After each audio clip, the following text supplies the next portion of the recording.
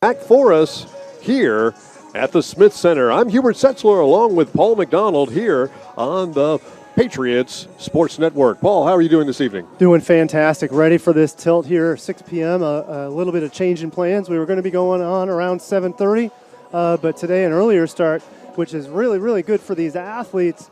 They get to play, and actually for the USC Aiken, they'll actually head home tonight at a reasonable time. They can get up bright and early for school tomorrow morning. We're dealing with a little bit of an abbreviated season this year because of, well, that which will not be named by this mouth, but it's going to cut the season basically in half, where we have about 16 games per team. Aiken seems to have slid in a non-conference game, one of the lucky teams that were able to do that. They come in with a record of 3-2, 2-1 in the Peach Belt Conference. Our Patriots, however, are 2-2. And 2-2 in the Peach Belt Conference. Two big wins, one of them coming over a Georgia Southwestern team, which is third in the conference. Yep, a real hot shooting. Francis Marion for that Georgia Southwestern matchup. The Patriots hit well over 50% from the three-point line for that entire match, and some outstanding defense as well for the Pats to notch a win over the Hurricanes there just last week. It's really been an interesting beginning to this season. It's kind of gone off without a hitch for the men's team anyway, but we've had some really good success in these first four ball games. We're number one in three-point shooting percentage in the Peach Belt Conference, and we're number two in offensive rebounds as a team, and those are two statistics.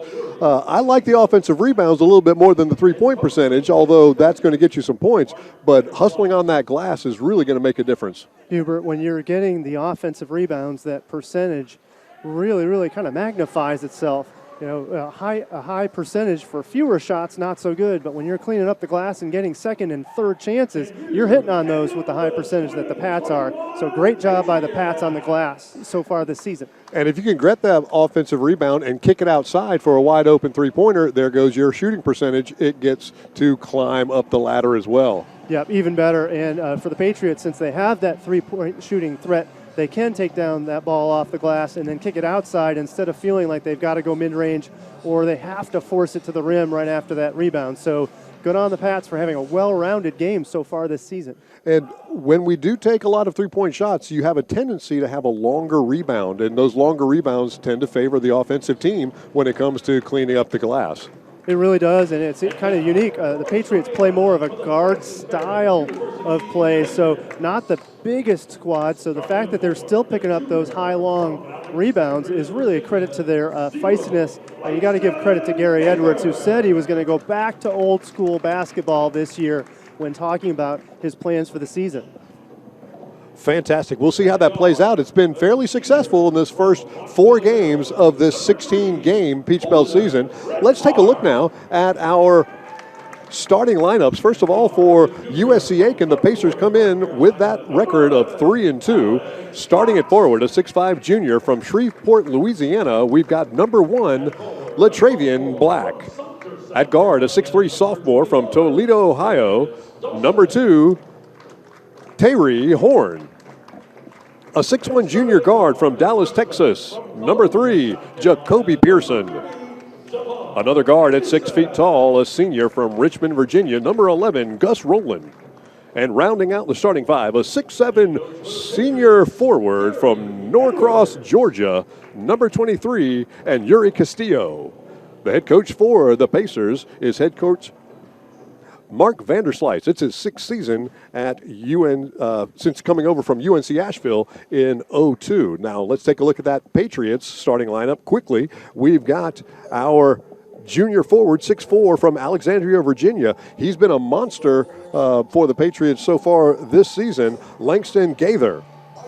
We also have a 6'5 senior guard from Rockville, Maryland, number 3, Holden Redparth. And you said he's been awfully physical and skilled in both areas for the Patriots this season. That's right, making the three-pointer and one of the tops in the league in three-point percentage, but he's also a big asset on the glass, and you can see him D up. We're going to see number 3 D up all day today. Watch this guy get to work. We also have number 11, Alex Cox. He's our 6'2 junior guard from Concord, North Carolina. Darius Dawson, our 6'6 forward from Sumter, South Carolina, number 21. And Javon Anderson, number 30. He's our 6'2 freshman guard from Columbia, South Carolina. In the middle for Aiken, we've got number 23 and Mr. Castillo. And for the Patriots, we have Dawson controls the tap. It goes back to Anderson. Anderson runs the point for the Patriots. Cox gets it over to Dawson. Dawson at the top of the key. I like the movement so far for the Patriots. They're really trying to work their way in. There's the physical Redparth trying to work it out. Instead, he kicks it outside to Gaither, and they're going to work the shot clock now. 4, 3, 2, and top of the key. They're not going to get the shot off. That man-to-man defense applied by the Pacers really got into the Patriots that time. They couldn't figure out what they wanted to do offensively, and we have a shot clock violation. Yep, and if that's anything to say for how this game's going to go, look for a lower scoring game. Nice D from Aiken on that last possession from the Patriots. Castillo gets it over to Pearson. Back up at the top of the key. Open shot. Horn knocked down the three-pointer from the top of the key. Kind of a wide open shot for him, and he knocks it down. The first 3 points of the game, but there's Dawson underneath. Couldn't get it to go down. Make it to go. That ball's going to stay with the Patriots, though, off on one of the Pacers. To inbounds, we're going to see number 1 for the Patriots. And Alex Cox, number 1's been inbounding for most of the season. He's really the person that they've got responsible for bringing in that ball in out-of-bounds plays. A lot of young players and new players for the Patriots, and we have Hoop and the Harm. We've got an opportunity to get 3 the old-fashioned way with Langston Gaither going to the line to see if he can't pick up the three-point play. Fantastic drive from Gaither to get to the line, and boy, you got to give him some credit. He really had to get physical, but on that case, Gus Rowland, he tried to step in there and make the block, but he was moving on that block. Therefore, 1 free shot for Gaither, and he drains it. He does. So the Patriots tie the ball game up early on. Only a minute and some change gone in this one. 3-3 is our score. The Patriots also have 2 of the top 5 scorers in the Peach Belt Conference in Redparth and Gaithers this season. Well, and what a nice asset for Gary Edwards' squad. And, when you've got 2 top scorers that are kicking in 15 to 20 points a game, boy, you got to like that when you can count on 35 points just to get started in that box score. Nice move by Horn, but stolen away by the Patriots. They push it back. Redparth has it. He takes the three-pointer straight away, and he drains it. Shotzi, he knocks it down. Great shot, great lefty stroke from Redparth. Boy, I can't say enough about that stroke. And he made his own shot there. He had the crossover, step back, a little bit of James Harden in that move, and he drops back and drains it. Patriots packed in his zone. Pacers kick it back out for a 3, no good. Ball's up on the glass, rebounded and put back by number 1, Black. Nice job by Black to pick up the rebound and immediately go back up. If he goes down to the floor with that ball on a dribble, he doesn't have the chance to put it back up. We have a foul on the interior. That's going to be our first foul, our second foul, I believe, on the Pacers.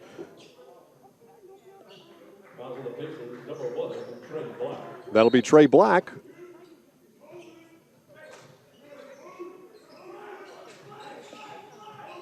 Patriots working against that man-to-man defense. Cox has it on the wing. Redparth from the elbow, kicks it back outside. Gaither, back iron, no good. And we'll have an offensive foul on the glass.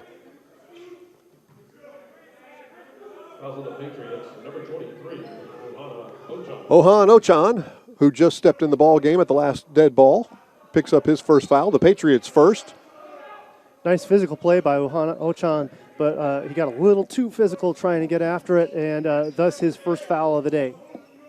He's a big body off the bench for the Patriots, something we didn't have a lot of last year, and you can tell by those offensive rebounding numbers. Yep, and you can see him patrolling the paint. That's right where he needs to be, those solid shoulders, and he's D'ing up pretty solid. And like you said, it's good to have a strong physical body that's very, very skilled and agile. As our athletics director pointed out, Mr. Murray Hartzler, he can really move for being such a tall, strong guy. A little miscommunication from Castillo, and Trey Black turned the ball over on the last possession for the Pacers. Patriots have it now. Redpath picks up the high screen. He backs off, takes that left-handed shot. In and out, no good. Nice job on that screen to clear Redpath for the shot. That shot goes in and out. Rowland can't get it to go down for the Pacers. Rebound goes to Gaither. And Cox pushes the ball up for the Patriots. Redpath, no good. Had a wide open shot. I think that's what he was really looking for and just couldn't get that one to go down. Yeah, and you can see the Patriots are really trying to slow things down.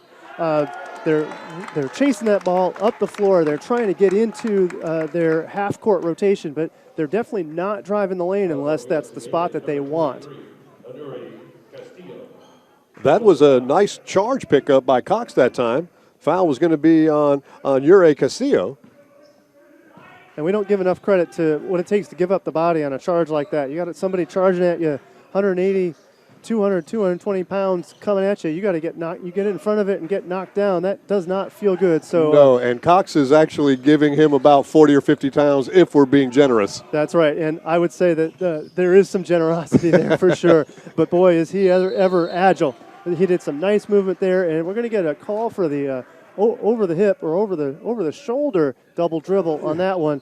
Kind of a touchy call there against Cox, but we'll have to see how that pans out throughout the game. He was getting beat up a little bit as his drive down. I don't mind if they're going to call a physical ball game, but or let them get away with some physicality. I like that, but I just wanted to be consistent on both ends so both teams can plan for it. Absolutely. Nice inside feed that time by number 11, Rowland. He got it into Trey Black, who finished over the top of the Patriots. Rowland did a good job. He took the double team and he slipped it underneath so that they could get the free lay-in. Patriots have been relying a great deal on the three-point early on. Nice shot from Cox on the elbow. I like that mid-range from him. He looked up. He looked confident. That was not a hesitant shot. Nice stroke by Alex Cox. Castillo jams one into the rim. No good. Easy rebound for the Patriots. And the Patriots with a 1-point lead have a chance to extend. Redpath deep on the wing. He travels as he tries to make a power move inside.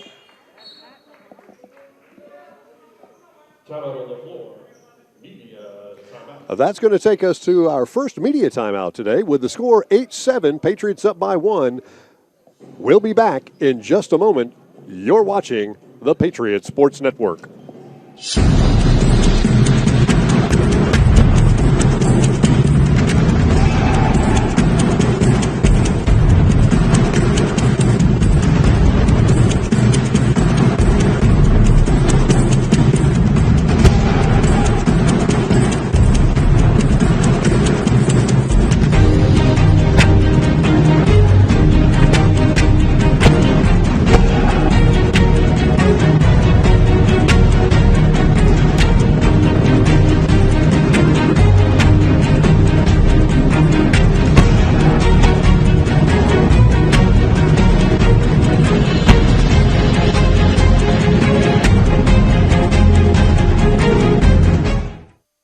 Early on in this ball game, the Patriots are up by 1. 8-7 is our score.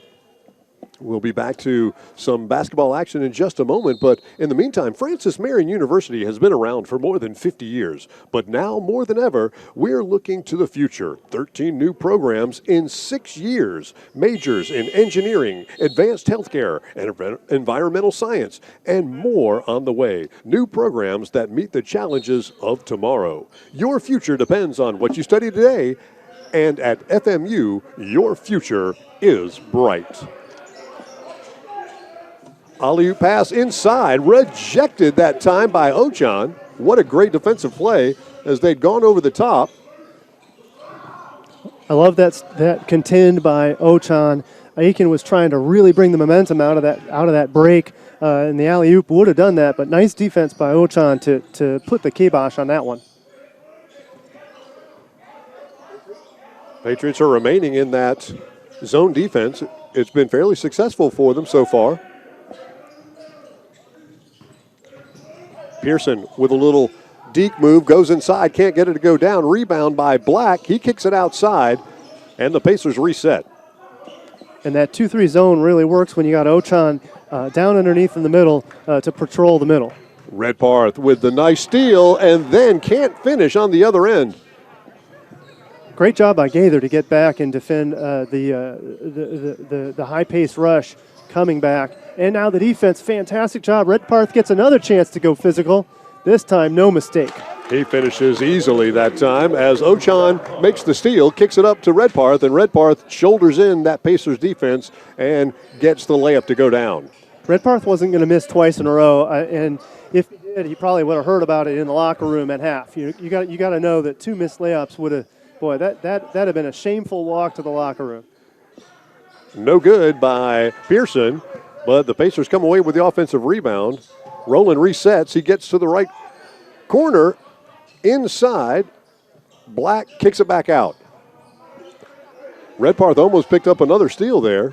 3-pointer no good. Patriots come away with the rebound as Dawson corrals it.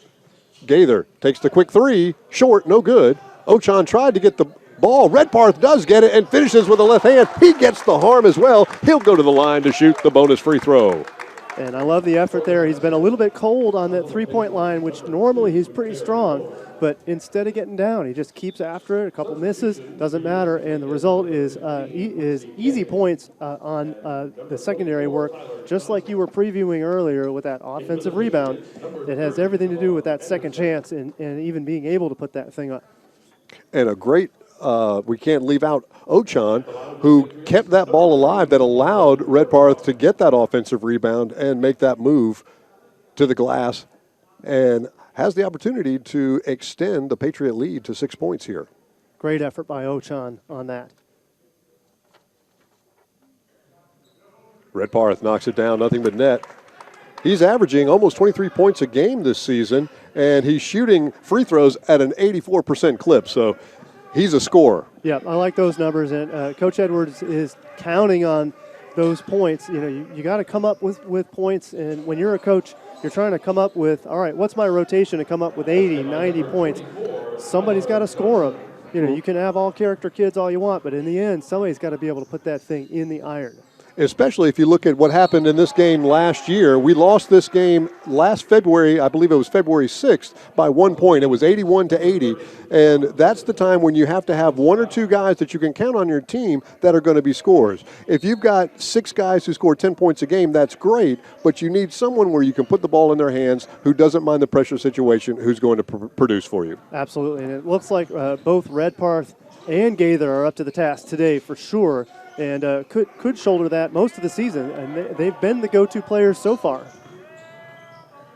Air ball by Tyler Johnson, who's newly in the ball game for the Pacers. Kind of a forced shot by Johnson. That one was kind of ill-advised. The air ball just makes it feel a little worse, but that ball had very little chance of going in. Another offensive rebound by the Patriots. Anderson drives in hard, in and out, no good. Another rebound and a left-handed putback by number 21, Darius Dawson. Great work by Dawson. Another offensive board for the Patriots, and can't say enough about the second chance effort that they're making to put up 15 points now with about 11 and a half minutes to go in the first half. And then Castillo comes back and takes a little of the wind out of our sails with a three-pointer, cutting the lead of the Patriots down to 2. Anderson between the circles. Ochan lost the handle, but he collected it. Cox settles things down. Dawson now top of the key. Redparth goes to the left baseline. There's a foul. It's going to be on the floor. Looks like it'll be on number 3, Jacoby Pearson. USC Aiken, number 3. And the fouls are starting to add up for Aiken. Now 3 fouls on their side, only 2 for the Patriots so far. We're going to be shooting free throws in just a couple of fouls here in just a moment. That'll give us a chance to take a break. The Patriots with a little bit of a lead here at the Smith Center. You're listening to the Patriots Sports Network.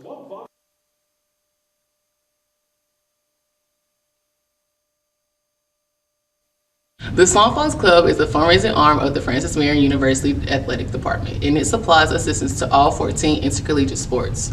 On behalf of the student athletes at Francis Marion, I would like to thank all those who are members of the Swamp Fox Club for their support. Thank you. Thank you. Thank you. Thank you. Thank you. Thank you. Thank you. Thank you. Thank you.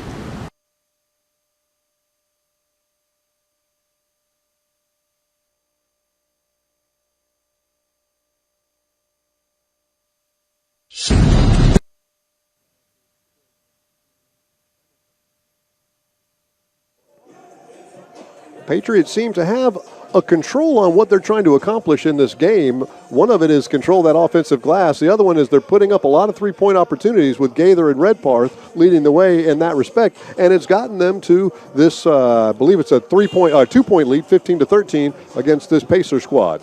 Yep, and it's funny, Patriots are normally a little higher on the three-point percent. They've only made a couple here today early on, but they've missed several. If they can get a few more of those to fall, boy, you'd be looking at a much greater lead rather than just a 2-point 15-13 advantage. They're not throwing up bricks, though. They're close to Gaither and Redparth have had a couple of that have been down in the cylinder and rattled out. So we're looking at just a couple of centimeters away from dialing it in. Yes, and they've had good looks at it, so those are going to eventually fall. Jamal Edmondson, number 32, checked in for the Patriots at the last dead ball. He's at the top of the key now. Gaither goes inside. Couldn't finish with the left hand. A lot of body contact, no call. Pacers push it the other way. Patriots set up into that zone. They worked their way into that zone and got some good defense here. So now some big pressure, and they did not deny the effort of Jacoby Pearson trying to drive the lane. And now here comes the Patriots. There's Gaither underneath. Now to Edmondson. Nice. Hoop and harm. You got to count it. Boy, oh boy. And you talk about the effort. They made the exchange. They worked their way down. And Edmondson for the finish there. Fantastic work by him. Let's see if he can get the charity throw to go. He's a young man that has a very interesting free throw shooting style. I think you'll agree with me. Number 14, Darius Bell, into the Patriots. I think he falls into the category of, hey, if it's working or whatever works. And as you can see, in and out, but you could see that he's pretty close on that, and we'll see that stroke later today. Yeah, absolutely. And he'll take a shot from the outside. Last year, I haven't seen his line this year, but he hit a couple of three-pointers last year using that same stroke. So Edmondson does have some skill from further away than 2 feet from the basket. Unfortunately, he did miss that, and Redparth picked up his first personal foul, the team's third, trying to acquire that offensive rebound. Castillo once again for three. Nice-looking shot, but it's way short, and the Patriots come away with it. Redparth crosses over. Gaither wide open right baseline. Back iron. Great job moving that ball around the perimeter to free up that shot. They missed, and you can see Gaither's a little bit disappointed. He slaps his hands kind of in dismay. He knows he wants to knock that down. Great rebound by Dawson. The Patriots are really doing a great job on the glass, both ends of the floor. Gaither goes in, looked like an extra step, couldn't get it to go down. Ball was knocked out of bounds. I believe it's got to be by number 14 from the Pacers. It is. So Darius Bell knocked it out of bounds, and it will stay with the Patriots. And nice job by Darius Bell. He's super long, easily the longest guy on the court right now. That ball just barely glanced off of him, but you got to give that Pacer number 14, Darius Bell, some credit on that defense, even though it did go out of bounds off of his fingers. Tight man-to-man. We have a whistle away from the ball. It's going to be on Cox. Looked like he threw some kind of illegal block down there trying to screen somebody off. So that's going to be the fourth team foul on the Patriots. That's the first on Alex. Maybe just a little bit of a moving screen. He was trying to get away with it. You know, you see a lot of rubs in this game, and most of them don't get called. But, hey, you know, the referee is particular about that particular move. So Cox has to learn from it and know that that one's going to get called later on. Patriots have been setting a lot of screens trying to get those open three-point shots. Inside, Pearson. The Patriot faithful behind me thought it was a block, but it's going to be called a foul on number 21, Darius Dawson. Yep, and I think for Dawson made the contact before he went up for the physical block. So the block the block looked great, but only after he had put the pressure physically on Jacoby Pearson. So Pearson from the free throw stripe misses the first. And he was 6 for 6 from the charity stripe up until that point. So that's his first miss of the season. Welcome to Francis Marion University and the University Center, Jacoby, and he's going to start another streak with that one, his first, and I'm sure the first of many more. So Jacoby, 1 of 2 from the line that time. It cuts the Patriots' lead to 3. Ball's on the deck. We have a scrum. Gaithers is in the middle of it, in the middle of about 3 Pacers. And we're going to have a jump ball, and that possession arrow is going to favor USC Aiken. And Aiken's got to be pretty happy about the score right now. If you closed your eyes, if you didn't watch what was happening above the rim, and you saw the shots that were being taken by FMU and taken by Aiken, you would not expect Aiken to only be within 3. You'd think FMU had a better advantage, but FMU's missed a few, and USC is really hanging in there. It's only a 3-point deficit. And that 3-point deficit can get cut on this possession. Johnson gets the ball knocked out of bounds by Edmondson, but it will stay with USC Aiken. Inbounding the ball will be Tyler Johnson. No, they switch out. We're going to see Tari Horn will inbound the ball on that right baseline or right sideline. They're going to reset the shot clock on a kick ball, so 20 seconds. Yeah, might as well just get it right. No reason not to take pause and get the numbers right. It only causes problems later on if we got shot clocks going off at the wrong time and causing stoppages. Almost stolen away. Great defense that time by Anderson.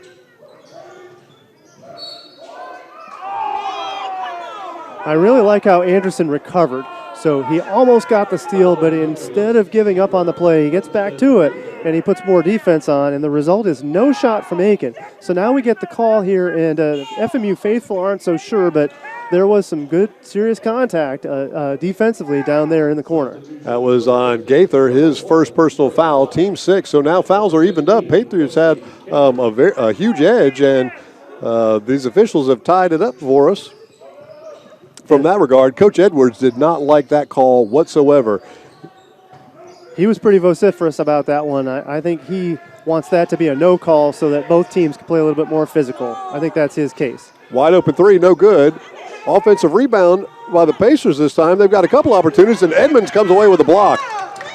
Anderson on the break gets it up to Gaithers, who goes up and under and scores the deuce. Fantastic move and fantastic balance in the air from Gaither. He had to navigate in the air around an Aiken defender. He did so artfully for the 2-point shot. Nice assist that time by Anderson on the fast break. After the steal, Johnson backs up, takes the 3. It's off the front iron, no good, but we have a call underneath. Looks like this one might be against the Patriots. It's going to be on number 3, Redpath. Again, that's going to be his second personal foul. He might have to see some bench time right now with 7:39 and 2 fouls to go in this first half. Yep, and Redpath was boxing out, trying to do the things that he knows to do, but the call is the penalty, and we'll see free throws after this break. So Redpath has his second personal foul. Patriots do have a 5-point lead with 7:39 to go in this first half of play. We're going to pause for just a moment to hear a word from our sponsor, which is Francis Marion University. You are watching the Patriots Sports Network.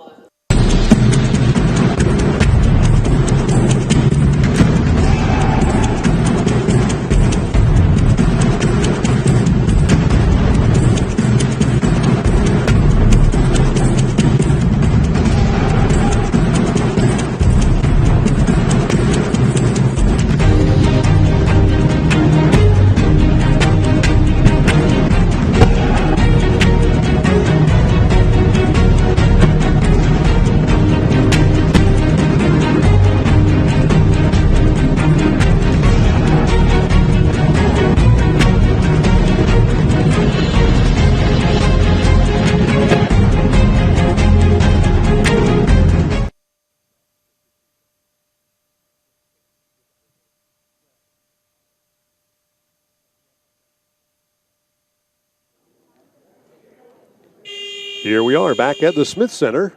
Patriots with a lead, 19-14 is our score. We're going to have some free throws by the Pacers right now. Paul, did you see who was going to the line for USC Aiken? I did not, but we're going to find out in just a moment. And Aiken is sauntering their way to the line, and so too are the Patriots, waiting them for the hopeful rebound, and it's Latraven Black. Yeah, so Trey's going to go to the line. He's a 62% free throw shooter, so At the line for the Pacers, number 1, Trey Black.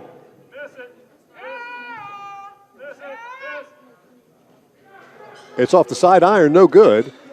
And Dawson comes away with a board for our Patriots. Cox is going to walk it up the floor, gets across the timeline. Tough defense by the Pacers. Yep, Cox almost got his pocket picked by number 11, Gus Rowland. Nice job by Rowland on the D, and then Rowland to pick up the defensive rebound. Whoa, what a stop for the Patriots. That's Darius Dawson, who goes high flying to pick off that supposed perfect pass that was going to be a lay-in for Aiken. Great anticipation by Dawson there. Inside to Edmondson. Oh, too quick on the move. An offensive rebound, though, by Dawson. He can't get it to go down. Edmonds finally gets another offensive rebound, and we're going to go to the line. He'll shoot a pair. And I tell you what, Edmondson down there underneath, he was working all alone pretty much against 3 Aiken players, yet he was still taking down that rebound. Got to give him some credit for picking that up. A lot of heart for that young man on that trip down the floor. He's 1 of 4 from the line this season. Now he's 2 of 5.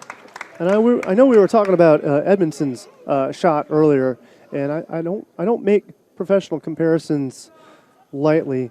I mean, he is not Steph Curry, but if Steph Curry weren't the world's best three-point shooter ever, you'd say his shot was bad. He has a set shot. It is not what you consider an NBA shot, but he goes with it because it works. And why can't Edmondson do the same here at the UC? There's no reason to break it all the way down if that shot tends to work for him better than breaking it down and trying to recreate a new shot. Exactly, especially if he's going to go 2 for 2 like he just did in that possession there. So he's got 4 points for the ball game.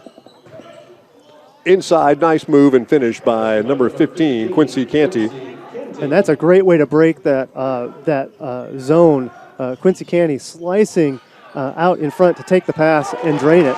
A step back 3 from Gaithers. Shotsy, he knocks it down, and the Patriots have been wanting another 3 to go down for a long time and finally get one. Well, and I like that Gaither just keeps shooting it, and sure he was missing, but there's the perfect three-pointer for him, and some nice momentum for FMU. I think the whole team is kind of lighting up when they see him making his threes. We have a foul on the interior. It looks like it's going to be on number 15, Quincy Canty. He was bodying up hard with number 23, Ohan Ochan from Nigeria. And I think that's the return call or the reciprocal call for what we saw against the Patriots a little bit earlier. So maybe, and you hate to pick on the refs, but maybe they're tweaking their game to cut back on some of the physicality a little bit. Sometimes they're going to calibrate their game. Officials do that, no different than players. So maybe that's what we're seeing with a few of these recent free throw attempts. Ochan misses that free throw, and the Pacers come away with it. Pearson checked back into the ball game for the Pacers, and he gets the assist to number 1, Trey Black. And the Patriots lead cut down to 6. Cox has it on the wing. Dawson, top of the key. They're moving it around, looking to go possibly into Ochan, but Anderson thinks better of it and resets the offense. High screen. Anderson. Gaithers. We've got 10 on the shot clock. Ochan sets the high screen. Gaithers. Right. Stutter step to Anderson. Anderson in and out, no good for the 3. Man, so close. That ball was nearly halfway down into that cylinder.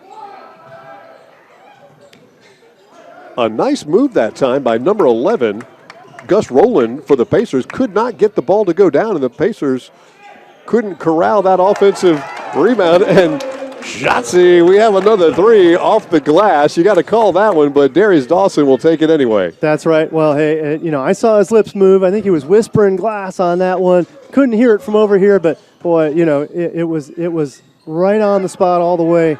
Nice shot by Darius Dawson. Rowland goes inside again. Can't get it to go down, but this time the offensive rebound by Trey Black goes in, and the Patriots lead cut down to 7. 27-20 with 4:34 to go in this first half of play. Looks like we have a timeout called, possibly by Coach Edwards. Coach Edwards is a 15-year veteran of the Patriots. This will be a 30-second timeout, so we'll keep it right here. And while I have your attention for just a moment, just like to say that what makes a campus a home? At FMU, it's 836 acres spread across 3 campuses. Francis Marion University has the most diverse and exciting campus in South Carolina. No matter where you want to be, you're there at Francis Marion University. The Patriots have started to exert a little bit more of their will in the last 5 minutes of this ball game. They haven't exploded the lead, but it's kind of just stretched out to 7 points. You keep on talking about the 3-point misses. We're just barely missing a couple of them. A little streak, and this could get to double digits quickly. It could, and for Langston Gaither, he drained that 3 just moments ago to kind of break the funk of the missed threes. But you got to give credit. I'm going to give some credit to the Pacers and Latravian Black. Trey Black on the glass. He's been picking up the glass on his side, and he's been doing everything he can to keep Aiken within reach here of the Patriots, now ahead by 7. We have a foul on inside. It's going to be on number 30, Donovan Hairston. That's going to put Gaither to the line. He's an 80% free throw shooter, and he gets to shoot a 1-and-1 here. One more foul, and it gets to the double bonus with 4:21 to go in the first half. Yep, and you like Gaither on that line, and he's super steady. The misses for him are not bad misses. He's always on the line focused. I've yet to see him miss one where it looked like he just didn't have it together. You know, even his misses feel like they have a chance to go, and that's the kind of stroke you want at the free throw line. That first free throw wasn't clean, but it went in. The second one rolled off the side of the iron, did not go in. So 1 of 2 from the charity stripe that time for Gaither. He's leading all scorers with 9 points this evening. Castilla kicks it outside.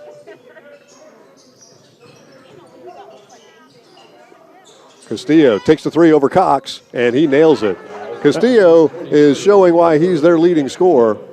Yep, and the Patriots, they stopped the drive in large part from Ochan being parked down underneath, so they kicked it outside for the 3-point shot.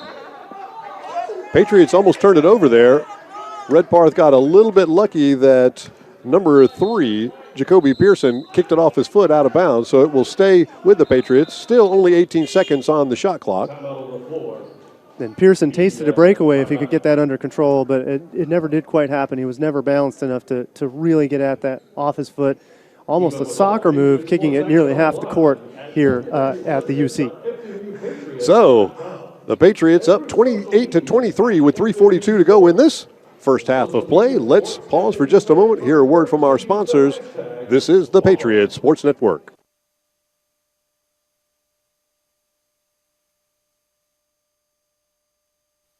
The Swan Fox Club is the fundraising arm of the Francis Marion University Athletic Department, and it supplies assistance to all 14 intercollegiate sports.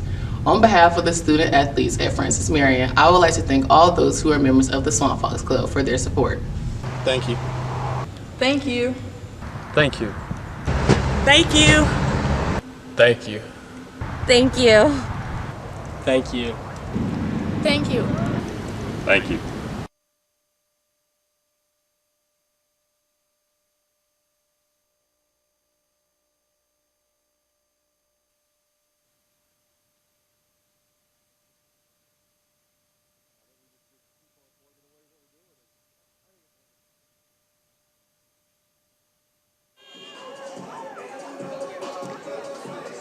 Back here at the Smith Center on the lovely campus of Francis Marion University, home of the Patriots. Patriots have possession, 18 seconds on the shot clock. Dawson will inbound the ball to Cox. underneath their opponent's backboard. And here we go.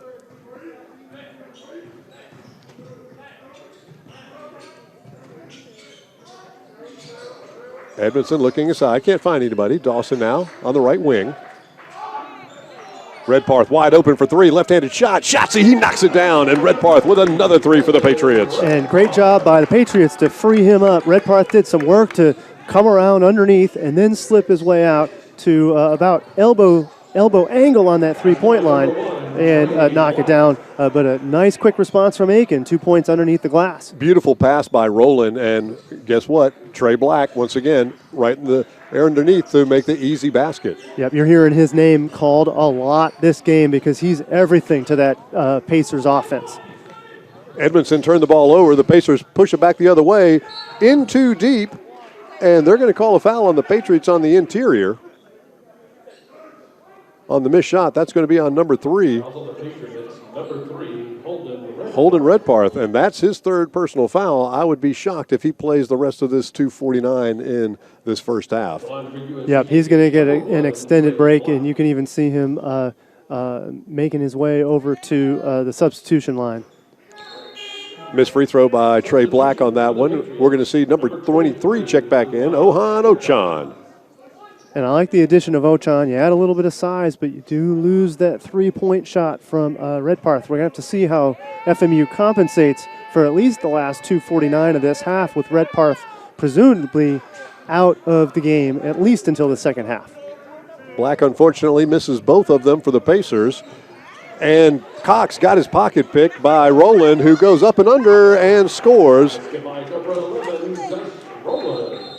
And looks like he might have caught an elbow or something in the mouth. He might be bleeding, so I think we're going to have to take care of that.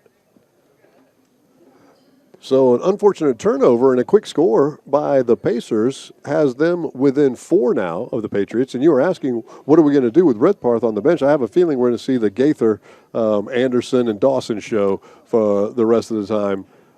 That's right, and you may not see anything underneath except them driving the lane unless Ochan can pick up a rebound and get a quickie. If he can jam it, he's going to try to pick up the momentum. You don't like to predict jams, but Patriots have really been struggling to get the energy to press beyond a 4, 5, 6 point lead. They had a 7-point lead coming out of one of the last media timeouts, but they can't seem to come back and extend that lead. So we'll see if they can do that out of this timeout. And what we mentioned earlier, they are really working as hard as a basketball team can work. They're getting on the floor, they're hustling, they're getting rebounds like crazy and mad. It's just the ball's just not going down at the percentage clip that we'd like to see it. Yeah, but it's not quite going their way, and we'll have to see if that wears on the Patriots' minds. You got to remember, these kids are still only 18 to 22 years old. You know, they're fantastic athletes, fantastic students, but that can wear on anybody, especially a young person. So we'll see if they can pick it up. We've got 14 on the shot clock. Gaither pulls it back out, gets the screen from Edmondson. Pump fake. Edmondson goes in for the mid-range. He falls down, and that was not a good-looking 16-footer. I could have seen a travel being called, but I'll take the block by the Patriots. Cox goes inside, can't get it to finish, and Edmondson can't get the follow-up after the offensive rebound. Oh, my goodness. I saw a goaltend on that one. In and out. We've got some helter-skelter basketball right now, and Dawson hits the deck. Boy, great effort from Dawson, but boy, he went down with all his body weight on the back of that shoulder. That's got to smart, and you can see he's moving kind of slowly up to that free throw line. So hopefully he's doing all right, but he's surely fighting off a little pain there. Hope he shakes it off right before these free throws. That foul was on number 23, Castillo, his second personal foul. And Dawson can't get the first one to go down. Substitutions for USC Aiken, number 12, Jalen McCoy. Dawson hasn't been to the free throw line much this season. That's only his third free throw attempt. He's made one. This will be his fourth attempt. And he drains it, nothing but the bottom of the net. So 1 of 2 from the line that time, extending the Patriots' lead to 5 points. And in the game is a freshman, Jalen McCoy, 6'4" from Raleigh for USC Aiken. So I'll be interested to see what his impact is here as he enters the game. Black short, but Johnson comes away with the offensive rebound, sneaks inside, and then he takes the shot, no good. Again gets the long rebound, but stolen away by Dawson. Dawson doesn't have numbers, kicks it back to Cox. Ochan goes up strong with the right hand, and nice shot that time. I like that little mini hook. He created all the space he needed to. He's already big enough to get over number 1, Trey Black, but that hook really seals the deal on avoiding any sort of block risk coming from the Aiken defense. Johnson from the free throw line, he knocks it down. Under a minute to go in this first half. Anderson across the timeline. About 18 seconds separating the game clock and the shot clock. Gaithers has it. He gets it into the paint, goes up. Not the best looking shot, but again, fight for that offensive rebound. Anderson gets it and puts it down, giving the Patriots a 7-point. Yeah, great glass from Anderson. And he's not used to picking up the glass from Langston Gaither. Gaither is usually short from underneath there, but instead he was still ready. Picks it up and finishes with the do. It was a little bit of a circus shot that time by Gaither. He wasn't in a good shooting position, and that short shot went right to Anderson, who knew what to do with it when he got a hold of it. Yeah, and I also think Gaither's trying to draw that foul. Right. And get it up on the glass so he could get a shooting opportunity, which we don't really need now because we're in the double bonus anyway. But it came away with some points on that, and looks like the Pacers might be looking for a last shot play here to end this first half with only 21 seconds. The shot clock is off. Let's see what head coach Vanderslice comes up with. Well, I tell you what, if Black or Rowland aren't involved in the shot here, I would be absolutely surprised. Those two have been the key shooters for Aiken all evening, and a score here to finish would draw them in to within 5. So they're really trying to keep closing that gap. Patriots have had a lead for most of this game, but it's really kind of seesawed between a 3, 4, 5 point lead all the way up to 7 or 8 for the Pats, but no greater. Patriots still playing zone. Looks like they've got a 1-3-1 going here. They get the shot they want, outside, wide open, front iron, no good. Offensive rebound, long board, another high looping three-pointer, another.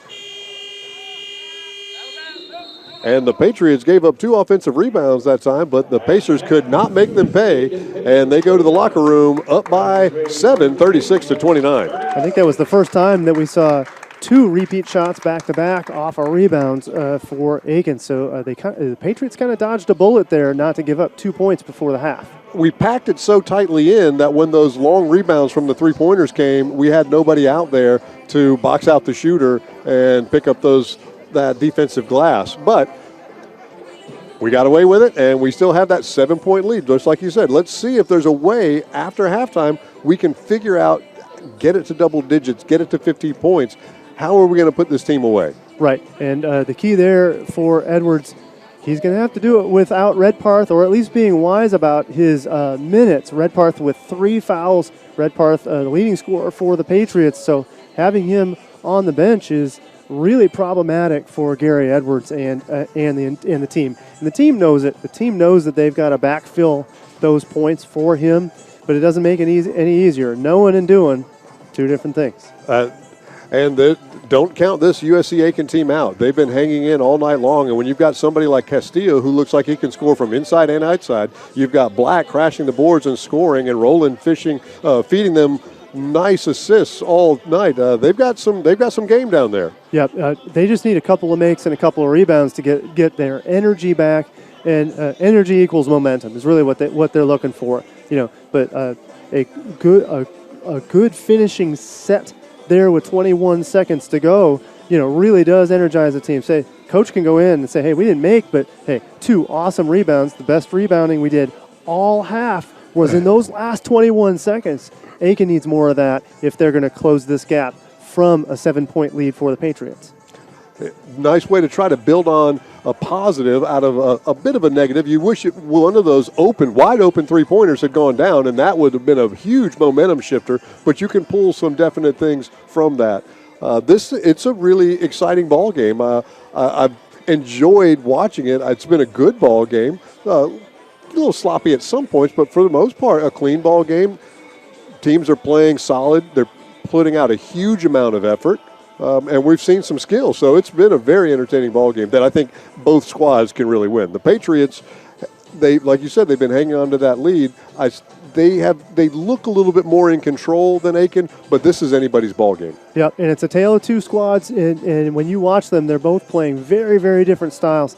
Patriots running that 3-2 defense, and Aiken has been nothing but man up. They've done a little bit of trap in the half court. We haven't seen either team really trap in the full court yet, so I'll be curious to see if there's any dial tweaks to the full court / half court game, putting a little pressure on.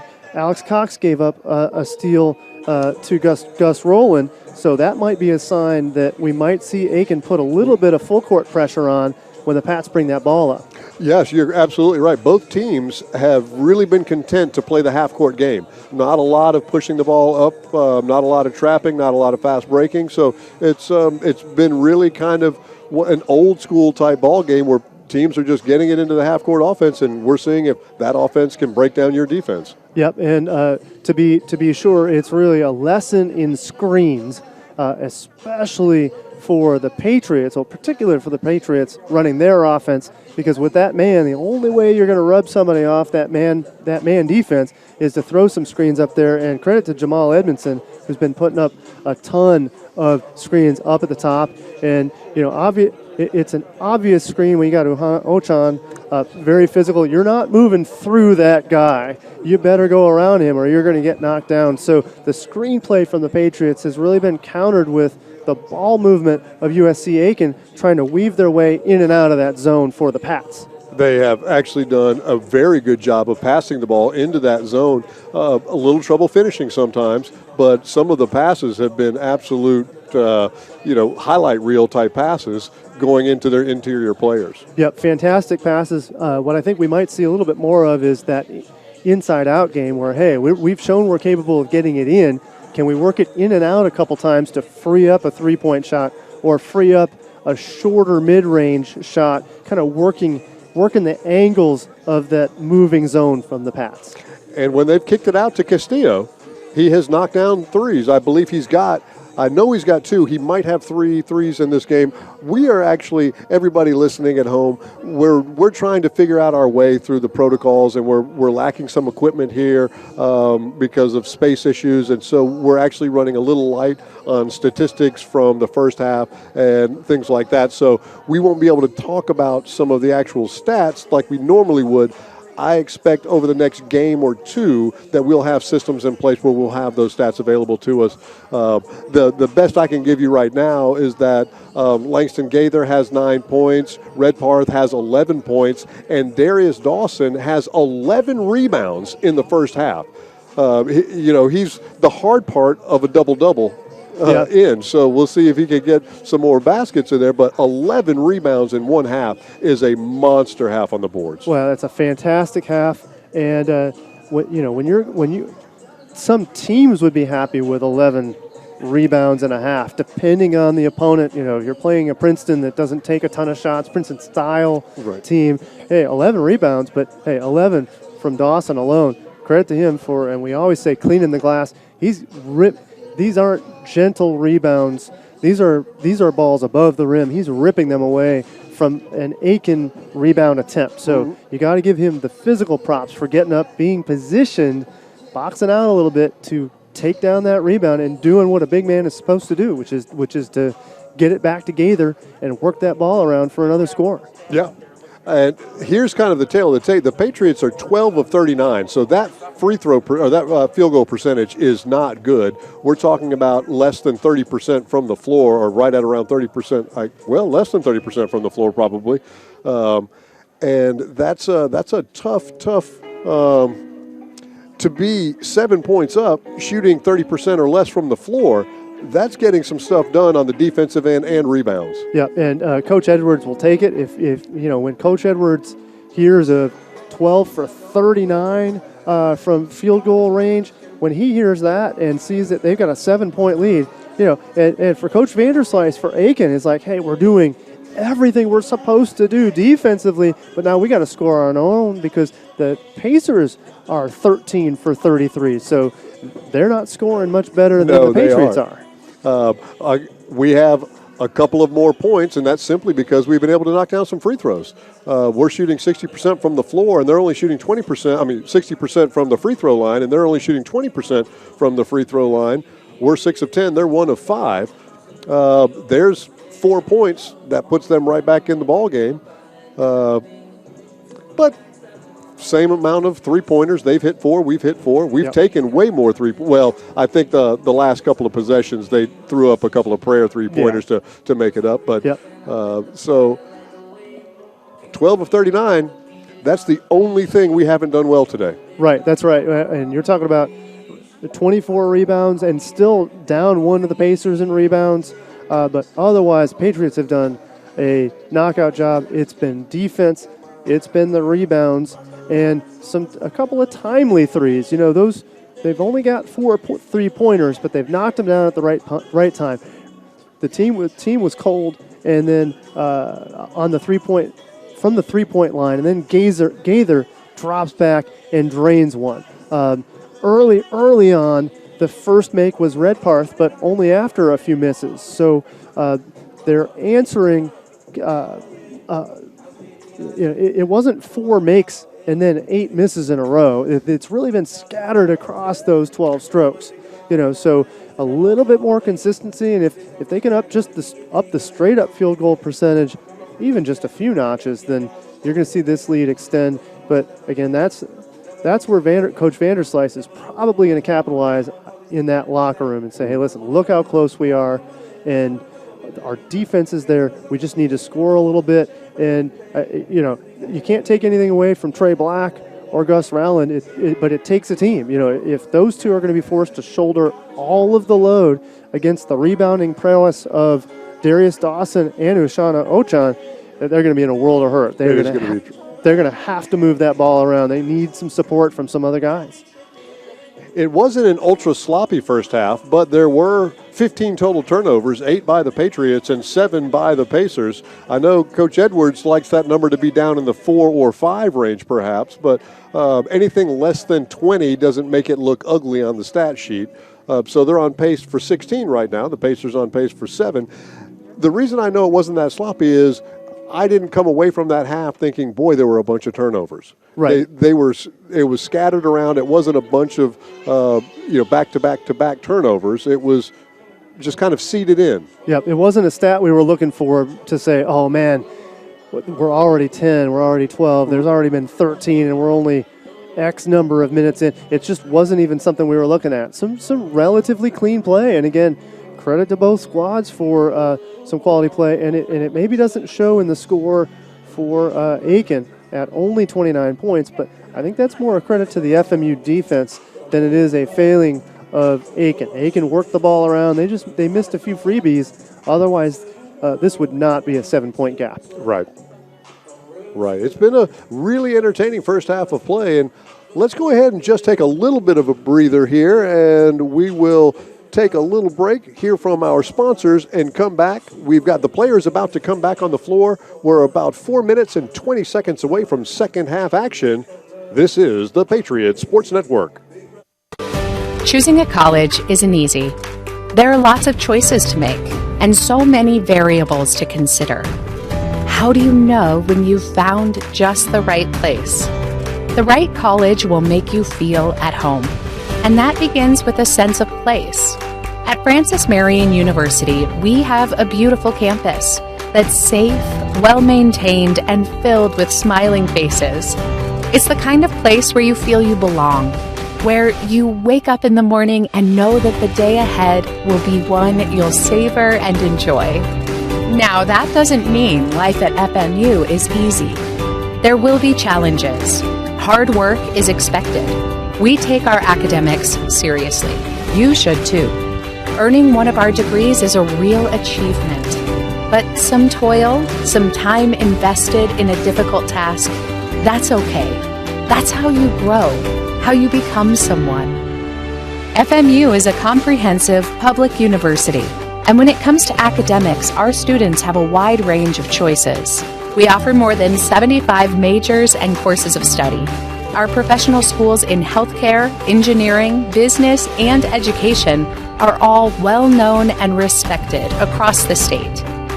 At the same time, the arts and the sciences remain the core of what we do. They are the perfect foundation for a successful career and a meaningful life. Programs are important, and we'll continue to work to produce new curriculum that meets the needs of our changing world. But we also know that a great education is less about what is taught and more about who is doing the teaching. FMU's faculty is made up of distinguished scholars and renowned researchers. They're experts in their field and expert teachers too. They love the give and take of the classroom and revel in the progress their students make. In FMU's intimate academic environment, where small classes are the norm, you'll get to know a lot of these dedicated men and women. Some you will remember forever. The academic work and its rewards are why you are here. But there will be a time and place for play, too. We have more than 60 different student organizations and field teams in 14 NCAA sports. A robust schedule of extracurriculars is a big part of each semester. You'll find space here for rest and relaxation. You'll make new friends and build relationships that last a lifetime. And then, almost as quickly as it all began, it will be over. You will graduate and move on to a life and career full of promise. You'll leave memories behind. You'll leave FMU, but you'll be welcome back anytime. Home is like that, you know. Welcome home. Welcome to FMU.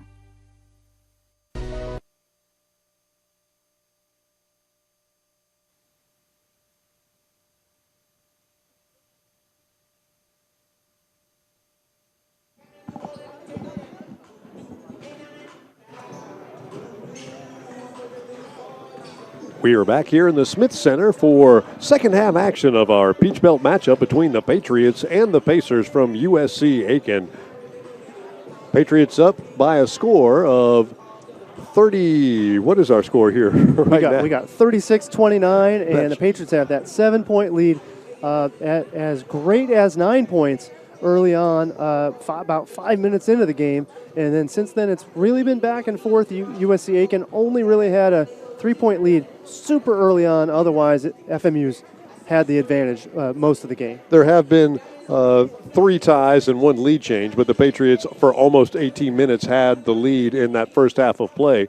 Going back to those percentages that we were talking about early on, the Patriots are just over 30% from the floor, and the Pacers are just under 40%.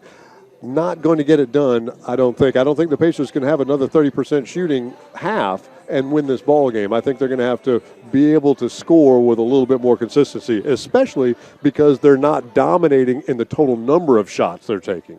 Yes, and I think if you're the coach for USC Aiken, if you think you can hold the Patriots to 39% in the second half, then I think that they would actually take that, because for as cold a shooting team as Aiken was in the first half, they're counting on making some changes and turning it up. Well, the Patriots will have possession starting this second half of play. Anderson got it into Cox. Cox runs the offense for the Patriots. Anderson deep on the right wing. Pacers still playing man-to-man defense. Gaithers has it. He moves inside, makes a move, but a block by Castillo. Nice block down in there underneath. They were they had doubled up Gaither, and you're going to see more of that. As long as Gaither's the top scorer, Gaither's going to have to get used to having 2 defenders on him most of the time. Some really tough play under the basket that time. Patriots do come away with it. Gaither has it. Nice balance by Gaither. He was looking around to make sure he wouldn't fall back and go out of bounds. Good idea by him to gather himself before moving the ball up. Mid-range jumper knocked down by Anderson there, 14 feet on the right baseline. Love that, Jay, on the mid-range from Javon Anderson. And that looked like a clean shot. That one was no joke. They freed him up. That was a set piece of sorts to get him free for the easy two-point shot. Backdoor cut goes off the feet of Rowland. And so a turnover goes to the Patriots that time. They say that the mid-range jump shot is a lost art, and you really don't see it as much, but when people hit it, it's one of those things that a 14, 15-footer is lethal to teams because they don't seem to know how to defend that shot like a three-point shot or something underneath. Yep, not anymore. It's the three-point or it's the underneath. It has to do with statistics, and if you're going to go mid-range, why not back up a few more feet and get the extra point out of the attempt? Gaither misses the three-pointer, but unfortunately, Cox and Redparth fought for the offensive rebound. Both of them had it if they wanted it. And then we've got a slam dunk by Castillo.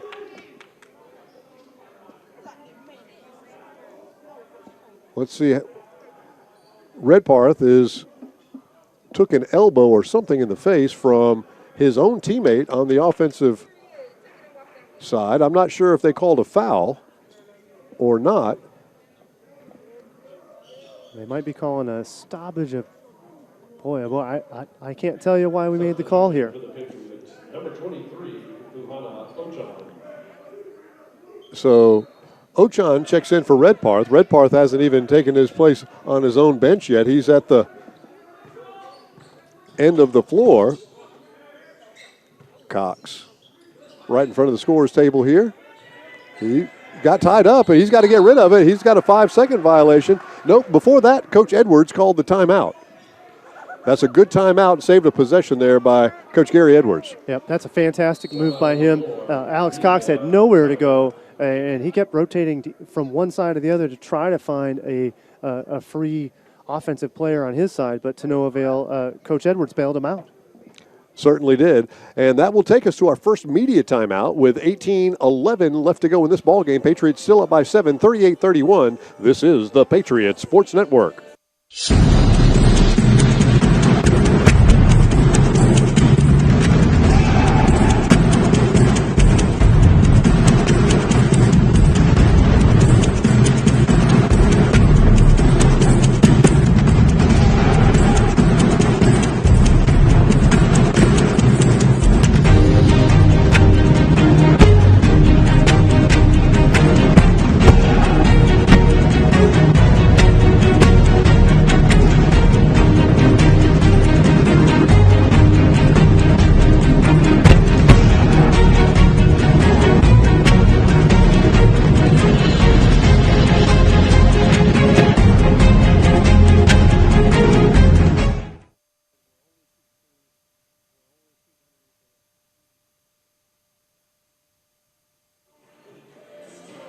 Redparth finally made his way back over to his own bench. Seems like he's starting to shake off the contact that he suffered with his own teammate, Cox, who's right here on the sideline about to inbound the ball for the Patriots. Patriots had 12 second-chance points in the first half to the Pacers 4. That inside game and those offensive rebounds that we were talking about before the game even started, Patriots are not making liars out of us as Anderson knocks down the jumper from 14 feet. Yes, and it's those second chance points, not just getting the second chances, but knocking them down, and that's the difference in this ball game. That's an 8-point advantage just going into the half. Anderson, he picks up his second personal foul, team's first.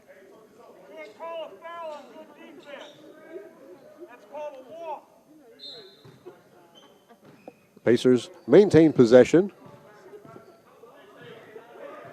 And Gus Rowland leading the offense as usual here in the second half. He drives inside, gets it to the free throw line, backs up and knocks down the shot from the stripe. Nice, clean step back shot. Nobody else was open, so he was going to create his own. He did so with a nice feel on that 2-point shot. Ochan on the left block. He drives inside, tried to feed it over to Dawson. It bounced off of one of the Pacers. It will stay with the Patriots. 16 seconds on the shot clock. A little bit too aggressive with that pass. I would have liked to seen him go up with the right hand and see if he couldn't put up another soft shot like he did on the baby hook right before the halftime. Yeah, I'm not so sure if I like the attempt at touch from Ochan. That's not what he's out on the floor to do. He may be a good passer, but his job is to put it up and to get those rebounds. And the fans are celebrating a call. That one was certainly a travel, so possession to the Patriots. Jacoby Pierce just got a bit of a head of steam and tripped a little bit, and when he was picking the ball up, took an extra couple of steps. He got called for the travel, and another turnover goes to the Patriots. That's 2 turnovers quickly here in the second half against the Pacers. And admittedly, only one man on earth is allowed to do that. His name is LeBron James. And LeBron James, unfortunately, is not here tonight. So, of course, that's the immediate travel call. Ochan, left wing. And back in the day, it was also Michael Jordan. Oh, MJ got away with plenty, but he earned his minutes too. Yes, sir. One of the best, if not the best. A debate left for another time. That'll be a debate that's being until there's another player of those calibers. That will be a debate for a long, long time. Yep. And we had to wait for LeBron after Michael Jordan hung it up, and we might have to wait a while for the next coming of LeBron or whatever style of success that next player brings. Castillo off the backboard, no good. And then a steal by Dawson. Gaither gets it over to Cox. Cox wide open 3, left side. Shotzi, he knocks it down. And Alex Cox, who's really relegated a lot of his three-point attempts over to Redparth and Gaither, knocked that one down like he's been doing it all game. Yep, and he was pumped after that one. You could see him flex, and he was opening his mouth in glee, really pumped up to be freed up for that shot and to know that his team trusts him. They want him to make that shot, and he knocked it down. I haven't seen any lack of heart or effort, but that seemed to kick up the energy level just a little bit for the Patriots just off of that one shot. Yep, and maybe they're moving that lead to double digits, and of course there are thresholds you're trying to chip off. If you're a basketball team, you say, hey, we came out of the half with a 7-point lead. Let's take it to 10. Let's take it to X before 16 minutes, etc. So a 10-point lead for the Patriots at 43-33, 16:09 to go. Patriots they've won the first 4 minutes of the second half, and we'll see what happens in the next 4 minutes when we come back after this message. This is the Patriot Sports Network.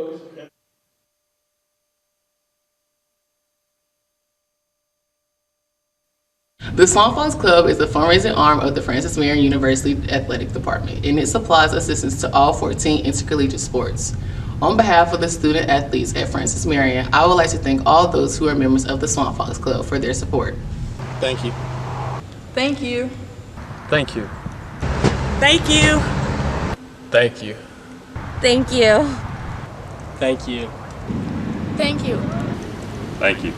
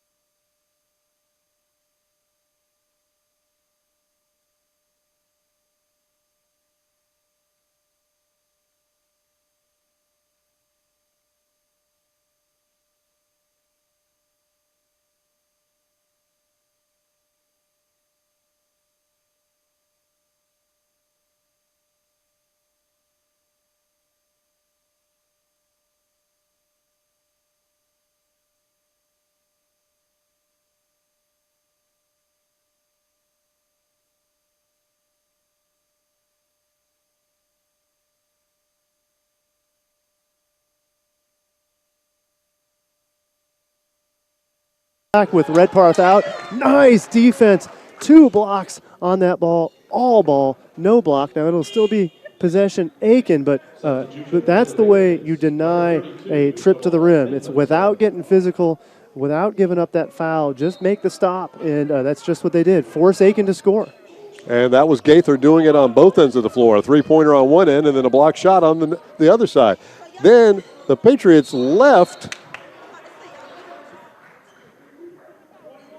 Roland. He missed the shot, but sliding in, I believe, was Castilla. We got Trey Black slipped in there. And there it is. There's that name again. Trey Black has really done a number on the Patriots all game. Not only the effort, but there he is going to the glass. Nearly knocked that one down and getting the and one, but instead he's going to get 2 shots from the line. A little hard on the first shot, no good. And sometimes that free throw miss has to do with how physical the ending was to a play. He went down hard. It's hard to collect yourself before those free throws if you just went down in a heap. And Trey Black at 215 from Shreveport, Louisiana, all 250 pounds of that slamming to the floor. And that's not easy to get back. So he gets the back end of that free throw. Credit to him for getting himself going and continue to put pressure on the Patriots. Patriots still have that 10-point lead as Alex Cox slows it down. We saw that exact same thing happen in the first half with Darius Dawson, who took a spill, missed the front end of his pair of free throws. And a nice circus shot that time by number 3, Jacoby Pearson. A little slice and dice from Jacoby Pearson to work his way through the trees down underneath, and he gets it to go. And Gary Edwards is going to call a quick timeout, and I don't blame him here. Aiken's starting to have their way. Patriots are responding with some points, but Aiken is starting to really turn it up right now. We're not coming up with any stops. They aren't either, but I think Coach Edwards wants to say we can't let them have that easy inside game. That the zone defense has been holding up fairly well so far, but the last couple of possessions they found gashing holes in it that we need to fill up. Yep, and I think part of that is, and this is going to be a topic here going through, Redpath is on the bench with 4 fouls, one of the best defenders for the Patriots, so now take him out of that zone, and Aiken may be able to find a few kind of weaknesses in that zone armor of the Patriots. It's such a critical and hard player to lose there because when you talk about his contribution on the defensive end, it's as important as his contribution on the offensive end, and he's one of our best offensive performers. So he's really one of those really great two-way players. Yeah, absolutely. And that when a player like that goes at that's how you can lose a lead fast because you don't defend quite as well and you lose that scoring threat. And the call is no touch from Aiken. Therefore, it's the over and back for the Patriots. Kind of an unforced error for the Pats. And Aiken's going to bring the ball in with a chance to draw it to 6. It's been a while since that lead has been as close as 6. So we'll have to see if Aiken can get the job done here with a couple of points. That tight defense has gotten Cox a little bit tangled up a couple of times. Inside, Pearson gets the ball knocked away. So another block there by the Patriots. And I like that pressure underneath. Now the results possession to Aiken. Aiken can't get the set play to go. Instead, the step in and the J. That pump fake got Dawson in the air and out of the play, and all he did was walk around him and stick that 14-footer right in our heart. Yeah, so he bit right on it. And what we're seeing now, too, a lot of pressure from Gus Rowland directly on Alex Cox. Whenever Cox has the ball, Rowland is all over him. And the steal by number 24, Johnson. Matthew Lee. Tyler Johnson on the score. So the Patriots now find themselves only up by 4 points while being up 10 just a moment ago. Castillo now leading all scorers with 14 points for the Pacers. His scores have been really timely. He's really closed some gaps. He's scored when they've needed it, and so too has Gaither. All 3 of those. Nice job by Gaither to respond with the 3-point shot. Pearson with the reverse hoop and harm. Boy, that was a Very, very impressive shot. Boy, oh boy, I tell you what, I would give Pearson all of those, that reverse balance in the air and able to get the spin on that ball to go down and draw the harm for the extra point. So I'd say momentum Aiken at this point. Absolutely. Ochan picked up his second personal foul there, and the Patriots now have 4. USC Aiken has none here in the second half. We'll be back in just a moment. After these messages, Patriots clinging to a 5-point lead with 11:59 to go in this ball game. You're listening to the Patriots Sports Network.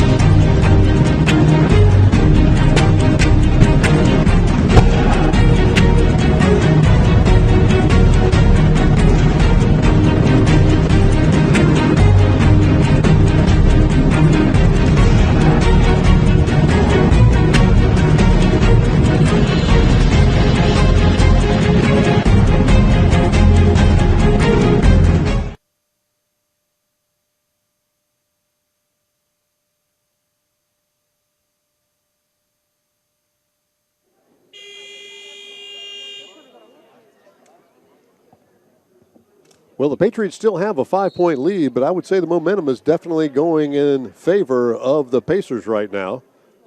Just 2 minutes ago, the Patriots had a 10-point lead, and now Pearson has an opportunity to cut that lead by another point by getting the bonus free throw. And I think it all stems from the defense of the Patriots, and it looked like Gaither was going to stem the tide with that perfect 3, but then the response from Aiken, the circus shot underneath, and now even the free throw, and we're down to a 4-point lead, and Aiken is starting to taste that they are back in this game. You can tell, even by the way they're carrying themselves, that they know that they've got a shot to take the lead and start putting pressure on those Patriots. Because a 4-point lead in basketball is nothing. So they know they're in this ball game. They've packed it out back into a zone. They've gone out of their man-to-man defense. Anderson gets the high screen, kicks it over, gets it stolen away. He was trying to get it to Cox. And nice finish by, there's our man, Trey Black once again, running the floor. And that new look defense from Aiken is causing the Patriots problems. Patriots can't quite adjust to that zone defense. Ochan kicks it out. Anderson has it. Gaither gets the ball stolen away. Ball's on the deck, and we're going to have a jump ball. That will be with the Pacers. So a little bit of a lackadaisical play that time by the Patriots causes the turnover. Yep. And the Patriots have been trying to get Gaither open in that same corner, that same three-point shot, and Aiken has figured it out. So they've kind of pre-defended it, kind of pre-prepared themselves for that ball to get over to Gaither on the side of that three-pointer. This time, they're able to stop it and make the steal. Dawson went out on that stopped ball, and Jamal Edmondson checked back in for the Patriots. Jamal, easy to spot on the floor. He's got those bright orange tennis shoes. And we have a travel on the inside, number 31. And you I'm sorry, number 30. And you can see some antics from Vanderslice. He's doing a dance over there. He's trying to convince the official that there was a plant toe somehow still down on the floor, but to no avail. Gaither draws the three-point foul on an ill-advised shot. That shot was directed solely to try to draw the foul, but he'll go to the line to shoot 3 free throws now. Nice, mature move from Gaither. Not a whole lot was working for the Patriots. He was getting some serious pressure. Why not draw the foul and take 3 strokes from the free throw line? And he's over an 80% free throw shooter, so I'll take that. First one's up and in, so he converts. Patriots. Super smart play by Gaither to draw that three-pointer foul. And if he'd have made it, of course, that would have been gravy. but he knows he's really going for the free shots, and that also slows this momentum down from Aiken. Anything that the Patriots can do to truly slow the time clock down, because Aiken has been on a roll. Aiken has had the momentum at least the last 4 minutes of this game. Another free throw's in, and good. That was very reminiscent of Reggie. I can't remember his last name now. The player from Indiana Pacers used to mouth off with Spike Lee all the time. He would stick his leg out and draw that three-point foul all the time. Yeah, Reggie Miller was was an artist at drawing that foul, and boy, he had acting training, but he put it to good use. He certainly did, and Castillo put his mid-range jump shot to good use once again. He's got 16 points now. Gaither leads all scorers with 18. High screen, Anderson backs off. Edmondson for three. Short ball. And here comes Aiken. Rowland crosses over, goes inside, gets it into Johnson. Nice pass by Rowland there.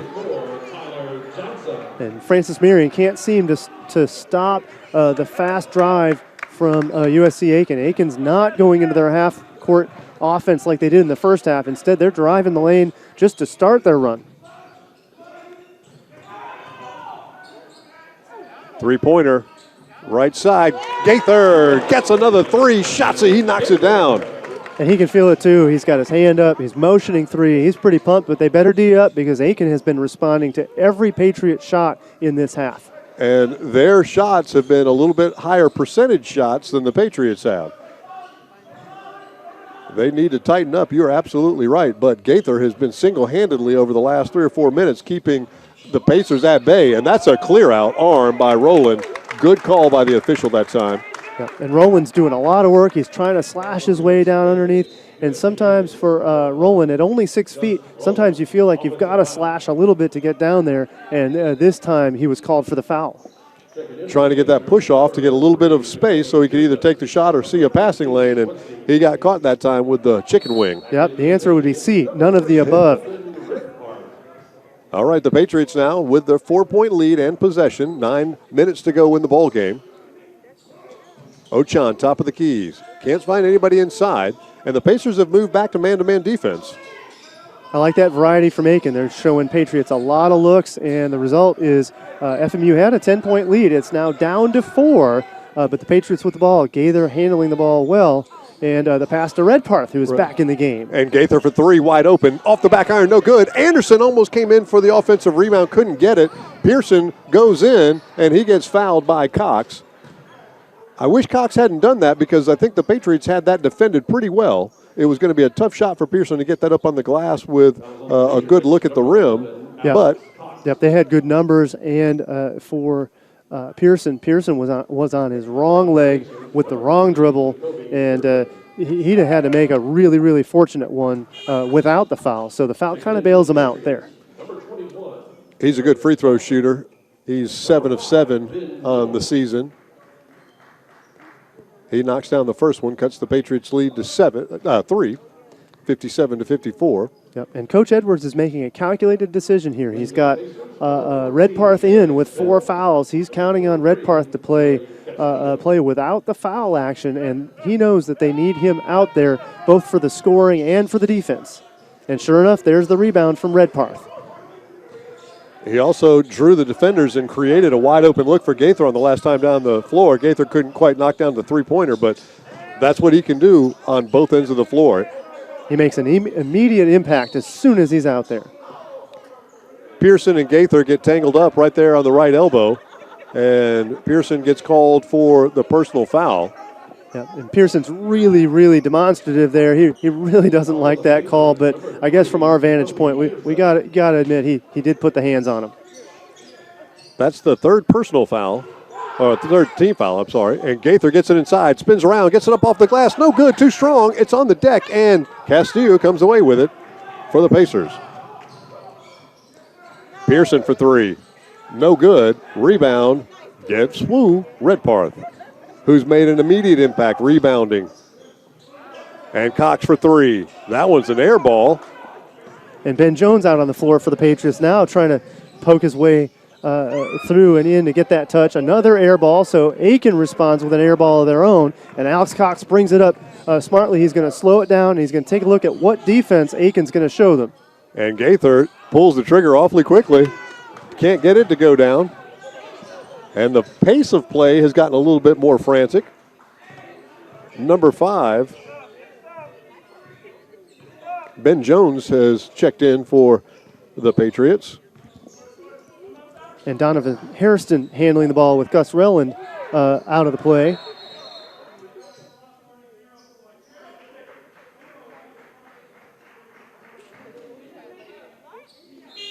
They're going to call Gaither with falling. And that's going to take us to immediate timeout with the Patriots with a 1-point lead and possession. Patriot Nation, be proud and wear red, white, and blue. Coach Edwards is trying to figure out what the foul was on. Patriots online store at www.fmu. And they're escorting it back to his side of the floor. But we'll be back in just a moment to sort all that stuff out in just a moment. This is the Patriot Sports Network.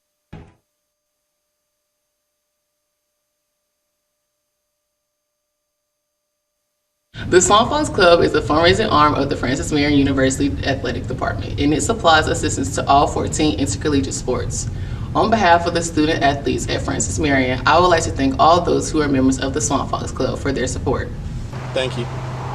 Thank you. Thank you. Thank you. Thank you. Thank you. Thank you. Thank you. Thank you.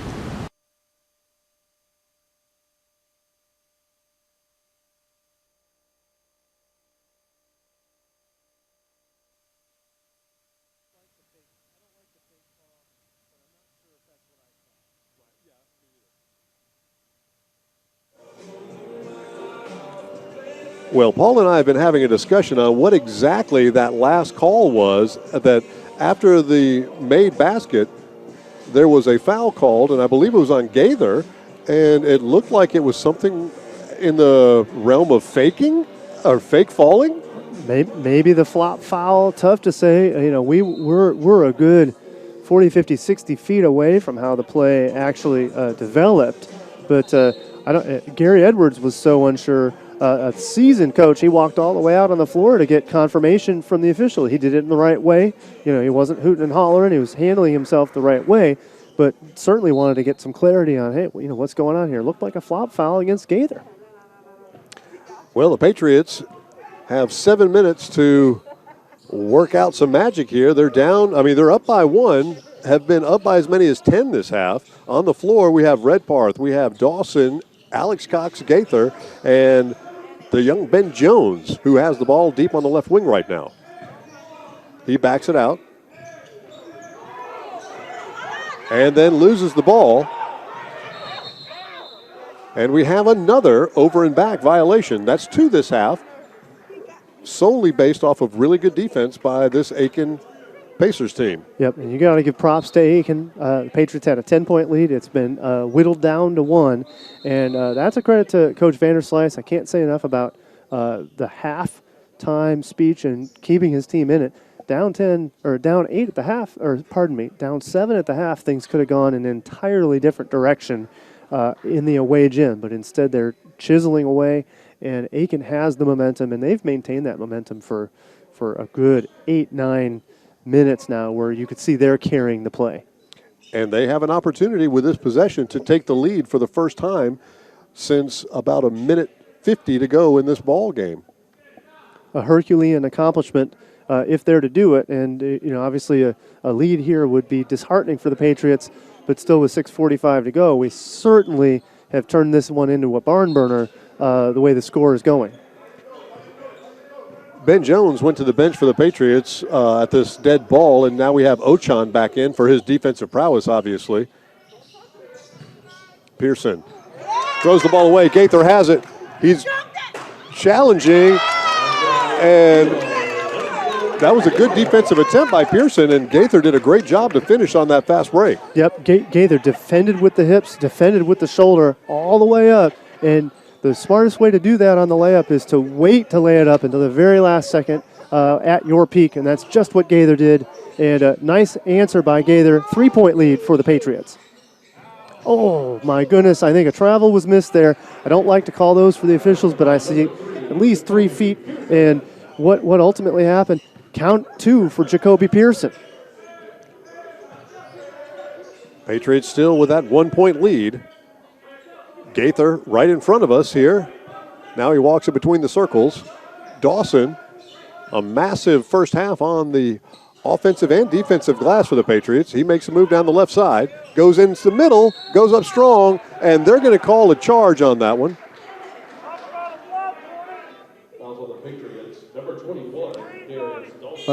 That's one of those calls that I think could go either way. For that call, Darius Dawson on the call, he was charging in, he was coming in hard. I really think that was going to be a foul against Aiken, but to no avail. I think if he came in with more control and then knocks the guy down, then I think that he gets the call to go to the other way. Pearson, who's been a big factor over the last couple of minutes, gets it to Rowland, who goes inside, back out to Pearson. He step backs 3, rattles around, no good, and Ochan could not corral the rebound. Rowland gets it and puts it in for the easy putback. And the Patriots find themselves down for the first time in a long time. Yep, Aiken's first lead since early in the first half. We'll have to see if the Patriots can respond, because now it's their turn to respond and give the energy that they need to maybe return the favor and open up a little lead here as we move closer to the media timeout, which is kind of looming. It is. Ochan drew the foul on Castilla. That's his 4th personal foul. That's a big foul. He was a major reason early in this half that they were still in this ball game. Yep, a lot of makes for Castillo, and to get him with 4 fouls, and also Redparth for the Patriots with 4 fouls. And Redparth just fouled out of the ball game, offensive foul. And that's a tough loss for the Patriots. And with Redparth out, now we're going to have to see what the Patriots can do without their leading scorer and presumably their top defender. Let's see what the Patriots draw up here. That's a tough call. That's a tough call to make right there. But to have somebody skip out on that far away and draw a charge, that's a interesting call there. Tough break for the Patriots on one of our toughest players. And so that's really got a chance to change the dynamic of this last 5 minutes of play. Yep, I would have really preferred a no call there. We've seen no calls on greater physical contact, but instead the decision was made to make the call, and that's it for Redparth. It is, and we'll see how the Patriots can respond to that, because now it's not, is he coming back in with 5 minutes to go? He's not coming back in again. So it's us or nobody.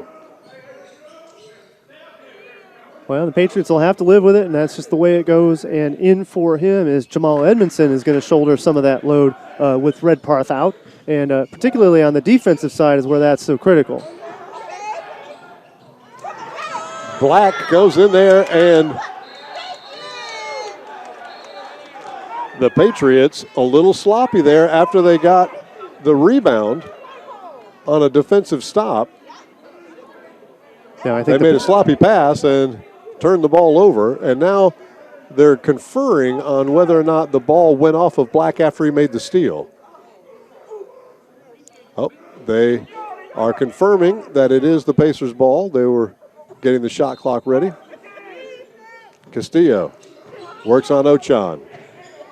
Free throw line jumper, back iron, no good, and Dawson comes away with a rebound. And here comes Gaither, and the Patriots are going to need Gaither to step up even more with the scoring threat of Redparth having fouled out, now out of the game, still with 4 minutes to remain in this ball game. We've got 14 on the shot clock. Gaither gets the high screen. Ochan, he takes the three-pointer, in and out, no good. That one had good rotation on it. It just spun out of the rim. Fantastic shot by Gaither, and I'm sure he would like to have that one back. And Rowland just lowered his shoulder into Cox, drove on in, finished, and he'll go to the line to shoot the bonus. He could get 3 the old-fashioned way.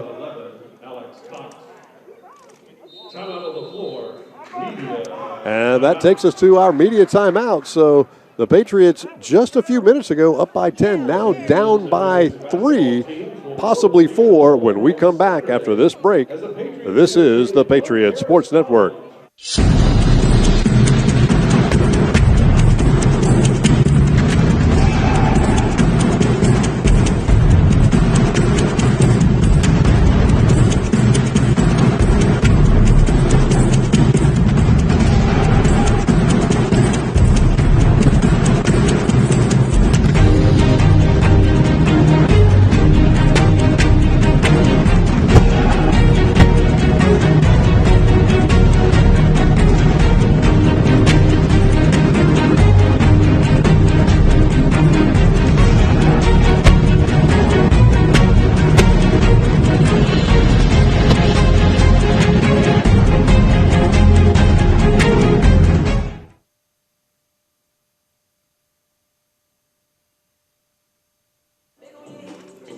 What a change of events here for the Patriots over the last couple of minutes. 3:44 to go in this ball game. The Patriots up by 10 just a little bit ago, now down by 3, possibly 4 after this free throw attempt by, was that Pearson or Rowland? I think it's Rowland that's going to the line for the Pacers. I think we're going to see Rowland at the line, and the Patriots are really going to have to draw up a new plan. They've had a hard time scoring, and for Aiken, as we were talking about in the break, Aiken is just driving that lane. They're jamming it fast so that the Patriots can't get their semi-bigs back to defend. So the result is a nice speed advantage for Aiken as long as they're rushing that ball up the floor. And when is the last time that the Patriots have scored where it hasn't been from beyond the arc or the charity stripe? It's been a while. In the first half, it was a lot of glass and a lot of rebound and put it up for the layup too. This half, not much of that. Gaither, deep on the left wing, he backs it back out. On the floor for the Patriots, we've got Dawson, Gaither, Anderson, Ochan, and Cox. Pearson, Johnson, Black, Rowland, Gaither with a running 3. I didn't like the shot. He wasn't set, and that doesn't even draw iron. And that's a shot of frustration from Gaither. Gaither was hoping to make that one look a little bit better, but bad shot, bad balance from him, and the result's going to be possession Aiken when we get out of this timeout. Coach Edwards didn't like what he saw either, so he quickly jumped up with 3 minutes and 14 seconds to go in this ball game. Aiken has it when we come back. This is the Patriots Sports Network.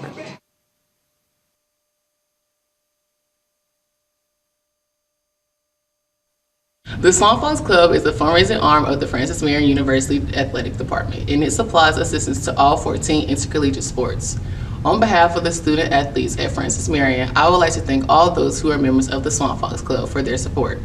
Thank you. Thank you. Thank you. Thank you. Thank you.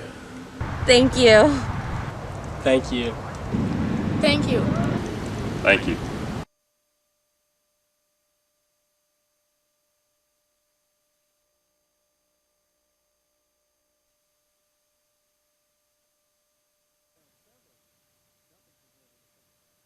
He had that one that got everybody amped up.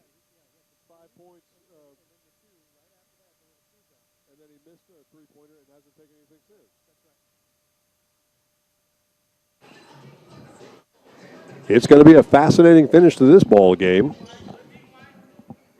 USC Aiken has shown a lot of guts to come back from a 10-point deficit, and now they have a lot of momentum on their side and a 3-point lead. I think we're getting our foul count squared away here. That's generally how it goes during a conversation like this. We got one of our scorers discussing it with the Zebras, and the two coaches are now going to confer, and they're just going to try to get things square. Oh, Gary's ready to talk for a while. Looks like he's going to get his mask in. It's not often I get to analyze a conversation like this, but boy, I wish I was a lip reader right now. Well, you always like it when Gary comes out of a conversation and he's smiling or giggling. So he's still comfortable. He's confident in his squad. He's showing control for them. I didn't see anything change on the foul board, so Nope.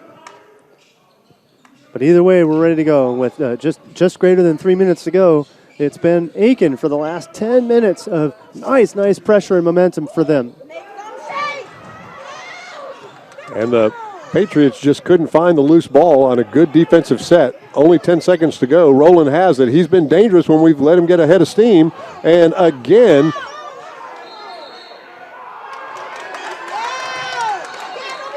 they're going to call a foul on, I believe, Trey Black. Or I think they're just going to call that ball out of bounds.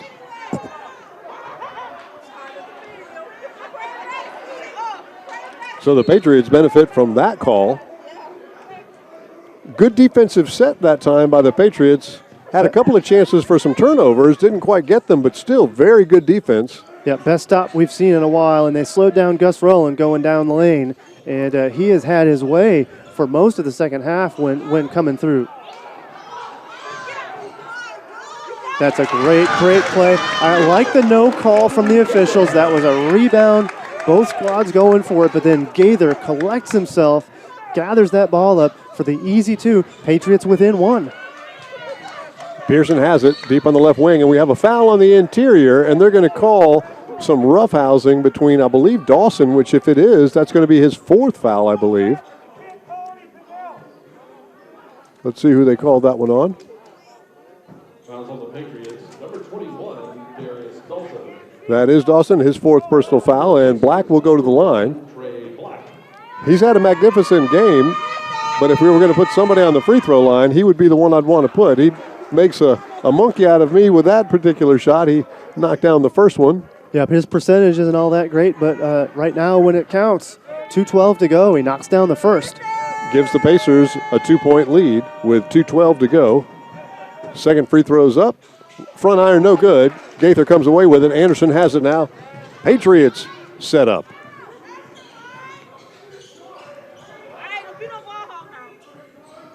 Anderson for three. In and out, no good.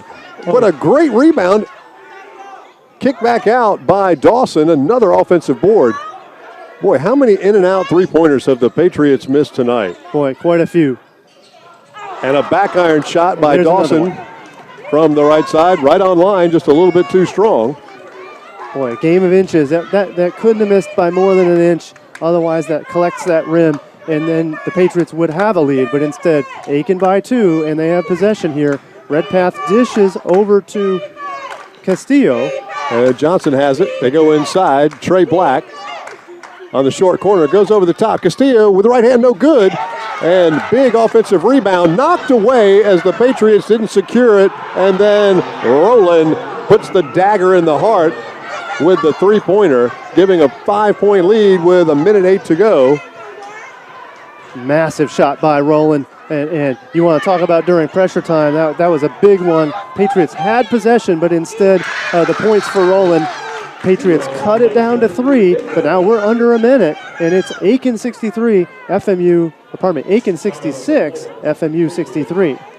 And that was a good drive that time by Gaither, but really, really tough when we collect the defensive glass. We've had a good defensive stop and then let it get poked away, and then the three-pointer right on top of it. What a huge, huge killer for the Patriots on that particular possession. Yep. Tough break. A nice strip steal from Aiken, and of course, who was standing there wide open? Gus Rowland, who's been tearing up the Patriots, and he felt it. He knocked it down, and he struck a pose there. He did. But you know what? He deserved it. He knocked down that open shot, and that is a big one for Aiken. Now up by three with just under a minute to go here in the second half. We'll see if they try to milk that clock and what the Patriots decide to do, but the Patriots need a stop. If it goes to a two-possession ball game, it's going to be awfully hard to come away with a victory here. Yep, they need a stop and a score or a stop, and you might see a quick foul somewhere in here.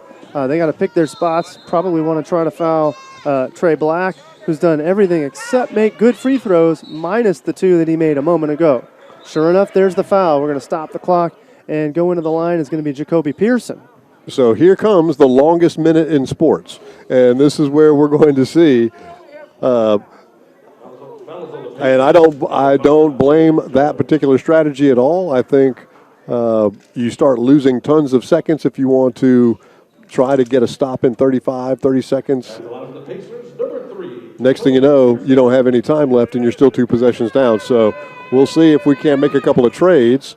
And he rattles the first one in, so Pearson knocks it down. That's right. Pretty goes out the window when you're down a full score with a minute to go. You got to foul if you have to. And what's most disparaging here is the difference in fouls. 10 fouls against the Patriots. Aiken is in the double bonus, whereas USC Aiken only has 4 fouls against.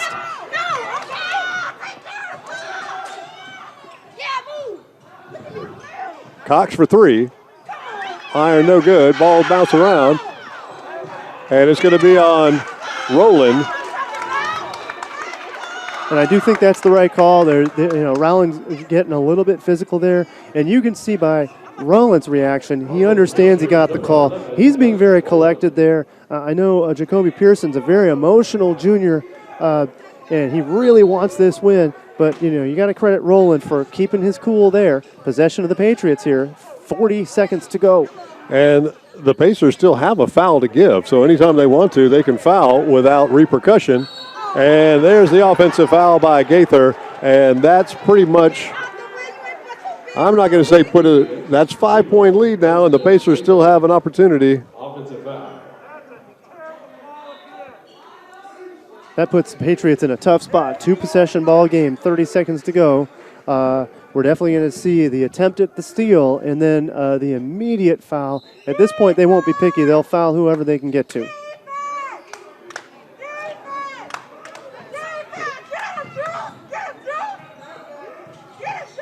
Here comes the trap, and now we've got a tie-up, and that's actually should be possession to the Patriots, I believe, isn't it? It is. So that's a little bit of a mistake by the Pacers, allowing that ball to get tied up, because that's just as good as a quick turnover for the Patriots. Yep, Patriots will take it. 20.8 seconds to go here. They need a quick 3 or a quick 2. Technically, they'll go for any score they can here with that 5-point deficit, but they need it soon. Skip pass, goes over to Jones. He takes the 3, right side. He shots, he drains it. And we've got under 10 seconds to go here. The Patriots down by 2.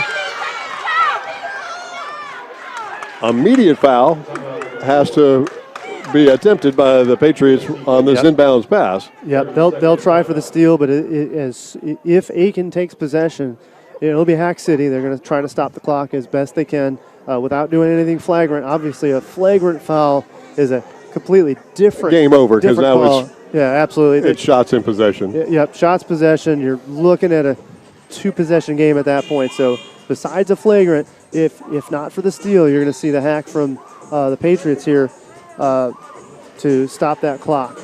But let's see what Aiken chalks up to try to get this ball inbounds and try to milk the clock a little bit. If they can, they're just looking to notch 2, 3, 4 seconds off the clock before getting fouled, because they know that's what's coming. How about that 3-pointer by Jones, the true freshman from Greenville, South Carolina? They've got him listed at Piedmont, but he'll tell you he's from Greenville. He missed a couple of in and outs earlier that could have gone in, so good for him to get this one when it counted early on.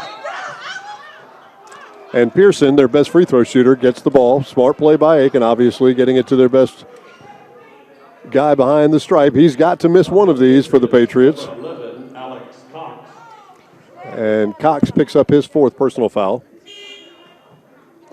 Good news for the Patriots, though, that they got that foul. It only took 0.7 of a second off the clock. So, if you're counting pennies and you're counting seconds, every second counts here. So good to get that foul take. And sure enough, there's a miss. There's our miss. Patriots are going to have a chance, even if the make goes down here for Aiken. You almost want, if you're Patriots, you want Aiken to make it. That allows you to bring it in, and that clock, you got a little bit of time for the possession. Otherwise, you got to rebound and then work that ball down the court. They missed it, and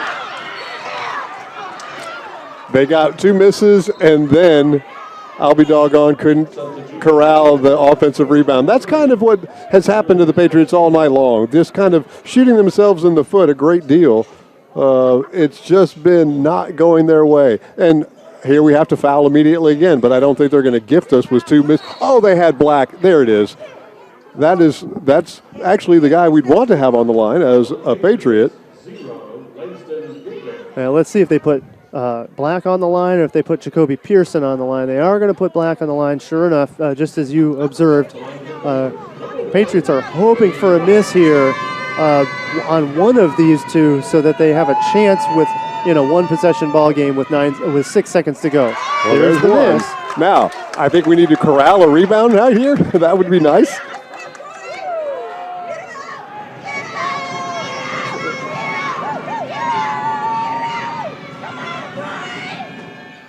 The second one is missed, and now we have it. Anderson goes. Well, and I think for Anderson didn't understand. He had a little bit more time. He could have made the dish. He could have gotten collected and taken a better shot. Unfortunately, he tried to take the hero shot that he didn't need, and an inbound from Aiken is going to do this. And I think they're going to call that the game. And unfortunately, you're right. Anderson was a little bit out of control. He was trying to force it. He didn't understand the amount of time. He had Cox wide open in the corner if he could have pushed it to him. Now we're looking at a wide open three-pointer. We've got an opportunity. His never really had much of a prayer. Unfortunately for that young man, the Patriots are not going to be able to get off the floor yet. They're going to call the foul and shoot the free throws. And put just three tenths of a second out there on the clock, but it's not looking good for the Pats. They'll put their men on the floor. They got to have 5, but otherwise, we're just trying to square things up so we can get this shot off. Would have been nice for the Patriots to have one last timeout there, so they could have called a timeout. Yeah, but those were used up in the middle of that second half when things were kind of going south. Redpath was in foul trouble with more than 14 minutes to go. Patriots called a couple timeouts to slow that lead, but instead Aiken just kept on coming on, and they're going to come away with a victory here today, a key Peach Belt victory. It certainly will be, and Gus knocks down both of his free throws, and so this game is, I think Gaither's going to take one more shot just for the fun of it. He didn't. Black went to go get it, make sure it wasn't an easy one for him, but the Patriots with a heartbreaking loss here this evening. A game they had control of for about 75% of it. And then the last 10 minutes of the ball game, it slipped away. Yep, it slipped away. I think you got to give some credit to Aiken for absolutely coming back to things after the half. They changed up their defense. They switched from they went into a zone they just gave the Patriots just a little bit of a different look, and that threw the Patriots off along with Redpath. I know I can't say it enough. I think I've repeated it a lot. Redpath got to 4 fouls still with 15 minutes to go in the half. He had to sit down. He's the Patriots' leading scorer and one of their top defenders. Take that guy off the floor, and boy, that was a tough go of it for the Patriots from there. And we needed leadership. And Anderson is a fine young ball player, and I feel my heart breaks for him because he's going to look at the film and he's going to think, wow, I could have done a little bit better on that last possession. But think if we'd had Redpath or Gaither, bringing that ball up the floor or that tandem working, you might have had a little bit cooler heads prevailing in that particular time, and you might have had a better effort. But you also might have, you look at they missed 4 free throws for us in a row, and we missed a rebound on one of them and cost ourselves a second and a half. So we kept on doing little things that cost us that game there. Yep, and really the key, Patriots came down with a steal with about a minute to go. That ball was stripped. That ball kicked out to Gus Rowland, and Gus Rowland for the three-pointer. That took the Aiken lead up to 5, and at that point, all momentum on the Aiken side. And you got to give credit to Rowland and the Pacers, and for Coach Vanderslice keeping his squad together and just chipping away, and eventually coming away with this Peach Belt victory. It was big for them. Leading all scorers with Langston Gaither with 27 points. He also had 3 rebounds and 5 assists. We don't have the full stat line for you guys this evening, but we know that for the Pacers, Casilla was their leading scorer. He had a very, very big night for them, but you also can't, you look at Rowland, he probably had in the neighborhood of 10 assists this evening and some points, and then Pearson down the stretch, he just forced the issue all the time and came away with points or fouls and free throw shots. Yep, and the one that kept him in the game in the first half was Trey Black. Trey Black's name was getting called at nearly every possession. So props to Trey Black for getting the job done and keeping things going in the first half long enough for Aiken to get that energy up and going. Okay, well, we do have some stats right now, so I'm just going to quickly go through the final game stats this evening. Obviously, the Patriots lost by a score of 66-70. That's going to send the Patriots to 2-3 in the Peach Belt Conference, and that's going to up the Pacers to 3-2 in the Peach Belt Conference, 4-2 overall. Leading away for the Pacers, you had in 36 minutes, 13 rebounds for your man Trey Black. He was just all over the boards. He did have 4 assists and 3 steals, 14 points for Mr. Black. Rowland with 10 points. He was 4 of 11 from the floor. Didn't make a three-pointer until right there at the end of the ball game, but he knocked that down, and it was huge for them. Castillo, their leading scorer, with 16 points, 7 of 15 from the floor, 4 rebounds.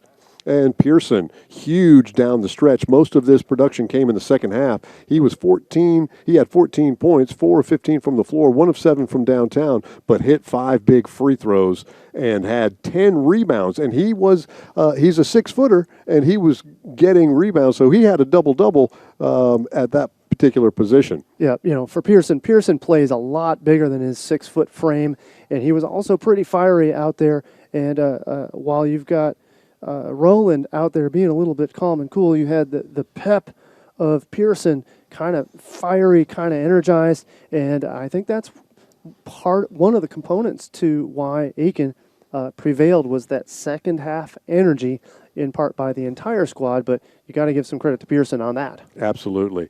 Looking at the Panthers, the Patriots, I have season tickets to the Panthers, and we're playing the Pacers, so it's a whole bunch of P's there. So we had Gaither, he had those 27 points. What a score line for him. 27, 9 of 23 from the field, 4 of 12 from beyond the arc. Not the percentage that he normally would like to shoot, but still very productive. 7 points for Cox. He was 1 of 4 from beyond the arc, had 4 rebounds and a couple of assists, and 2 steals as well. 6 points for Dawson, who had 14 rebounds. 11 of those came in the first half of play. Redparth, in a very abbreviated amount of minutes, he only had 22 minutes when the leading minute gatherer for the Patriots was Cox with 40, and that was due to foul trouble. But he was so productive and efficient when he was in the ball game. He did have 11 points on 4 of 8 from the floor, shooting 50% and shooting 40% from beyond the arc, 2 of 5. So that was really a major, major problem for us when he went out of the game. Anderson had 6 points of his own. Uchan had 2 points and 4 points for Jamal Edmondson, a couple from the free throw line and a couple from inside. The Patriots were dominating on the boards early in the game, but if you look at the end stats, USC Aiken out-rebounded the Patriots 45-37. So it was it just got tough for the Patriots on the board. And so offensive rebounds, Patriots had 12, most of those in the first half, 19 offensive rebounds for USC Aiken, and that was the second half killer for us. Patriots, what did I say about the number of turnovers? 20 makes it look ugly. Patriots end up with 20 turnovers, 16 for USC Aiken. So a couple of things that Coach Edwards can go back with now and work on. The effort level for the team was there. The heart was there. I think the coaching was there. The discipline was there. We had a couple of things constantly not go our way, whether it would be an in-and-out shot or not gaining a rebound or gaining a rebound and having it poked away from behind. Just a lot of little things that happened to culminate to that 4-point loss. Yep, and when you start to fall behind, you start to scrap from behind, and sure enough, that's the fouls and the foul differential for the game. 22 for the Patriots to only 15 for USC Aiken. And for the Patriots, 2 players fouling out. Well, clearly they're scrapping and then and just trying to hang on defensively, and they were really chasing Rowland around. They were chasing Trey Black around, trying to front those two guys.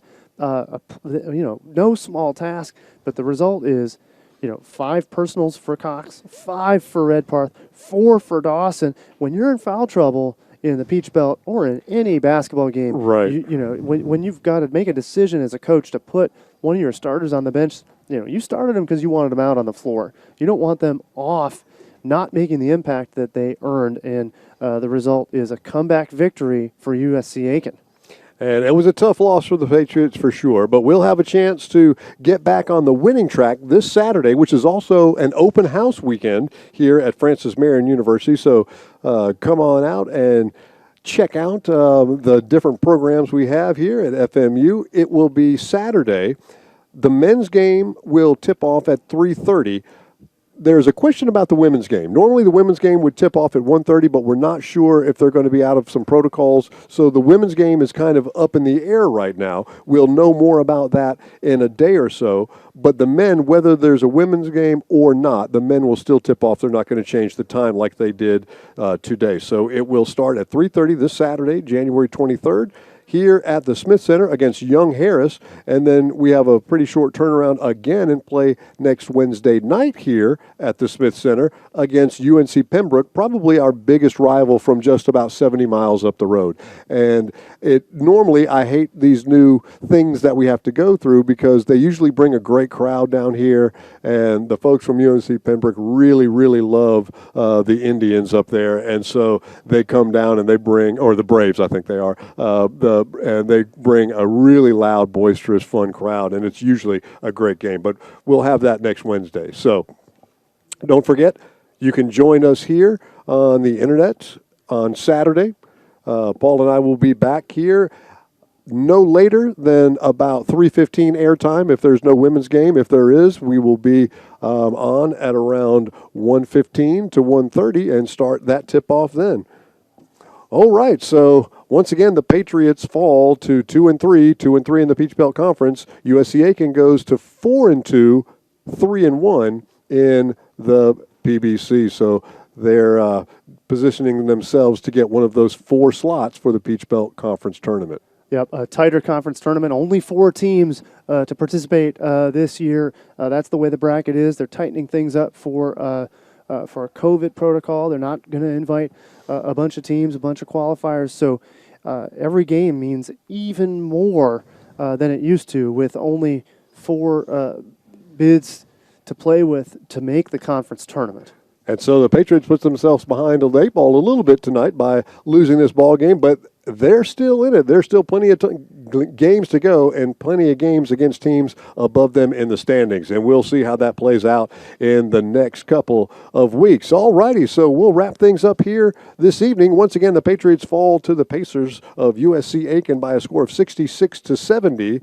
For Paul McDonald, I'm Hubert Setzler, and for the rest of the production crew, we'd like to say goodnight. You've been watching the Patriots Sports Network.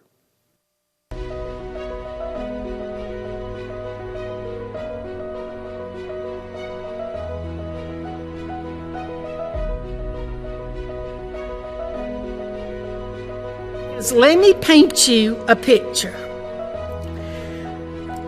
All of the graduates, all of the faculty, all of the administration, all of the Board of Trustees is decked out in their regalia, their black robes, their hats, their gold tassels. It's just a most beautiful picture of a very formal kind of occasion. And here we march into the gymnasium, and the music is playing, and the gym is packed. And as we come in, and as you look up at all those people, you see families, huge families. You see not just mama and daddy and 2 brothers and a sister, but there's grandmama and granddaddy, there's the aunt and the uncle, they're the cousins, they're the next door neighbors. And you know why all those people are there? Because this is the very first one, the very first graduate. And I can guarantee you that when you go to that graduation, you leave with a tear in your eye. Because it's so, so special.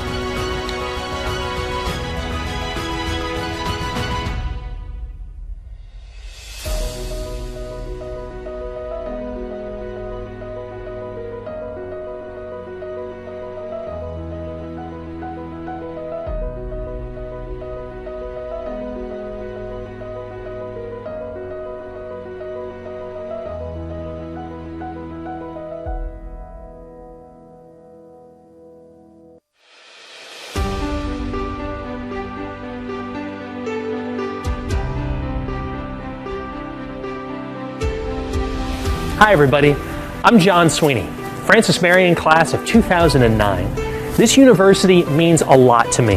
The people that I met and the experiences I had here, I cherish to this day. Over the next couple of minutes, I want to take you on a tour of this university that means so much to me. I want to show you my university.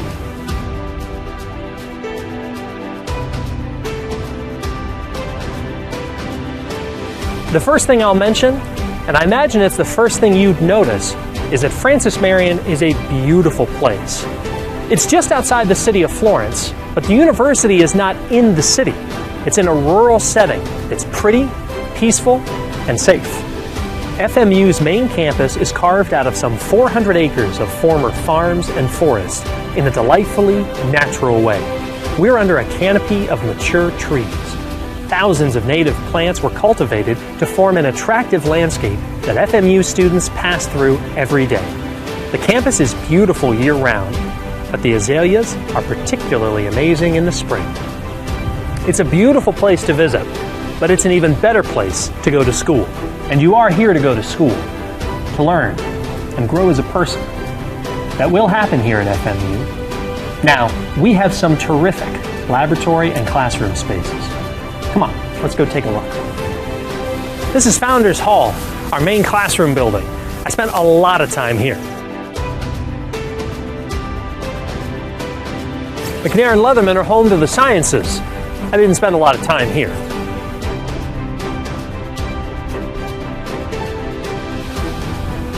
Nope, not here either.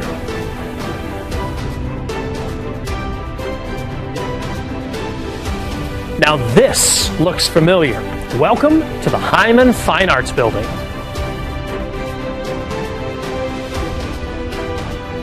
A new Honors Center is currently under construction on campus, and in the past few years, FMU has built an impressive presence in downtown Florence. This new campus includes the FMU Performing Arts Center, the Carter Center for Health Sciences, University Place, and coming soon, the Leatherman Medical Complex. And in the near future, we'll begin work on a freshwater ecology lab not far from the main campus. We've even got planetariums and simulation labs. But academics here are about more than buildings. They're about community, about people.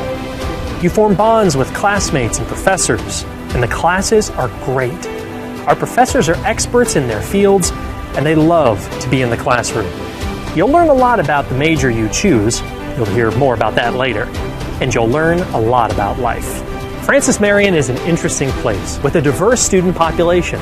We have older students who are coming back to study for their second career, and lots of hard-working students with jobs both on and off campus, which means there are some commuters here.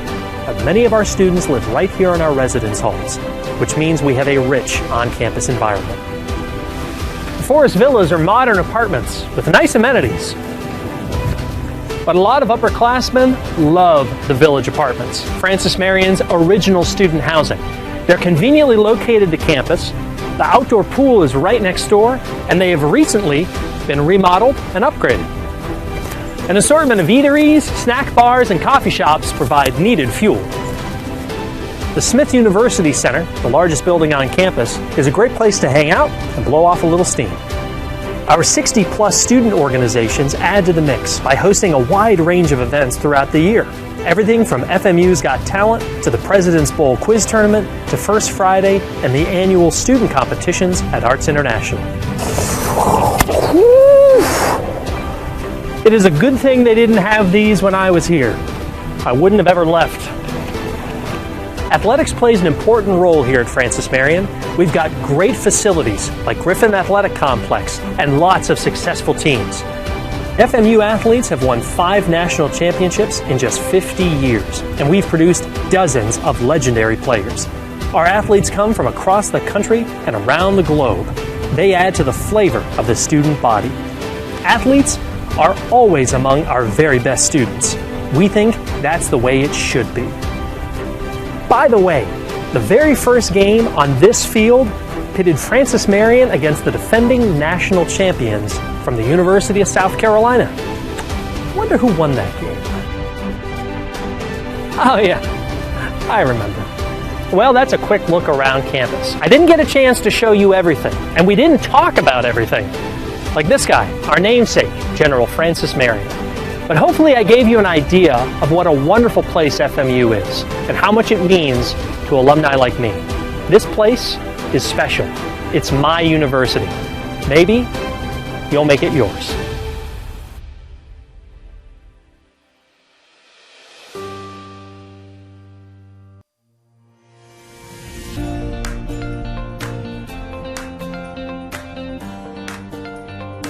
The desire and the love to take care of people is something that you kind of have innate. You kind of just have that thing. But Francis Marion gave me the principles, and they taught me the core values. They taught me leadership qualities, and they've just been foundational and offered a family that I can keep going back to. So even though my personal biological family didn't go to a university, and I didn't really get any experience, wisdom from them for that, I gained a family that could tell me all about college and even the afterlife of college by coming to Francis Marion. And I'm not sure you would have that with, other universities. Throughout the nurse practitioner program, you're already a nurse, and you're a devoted nurse, and you don't want to just quit. And that was another thing I specifically picked this program, was because I was able to look at the curriculum and know that I could work. I even asked a couple of the professors, one being Dr. Hopla, before I started the program, and even she told me, yes, you can still work while you do this.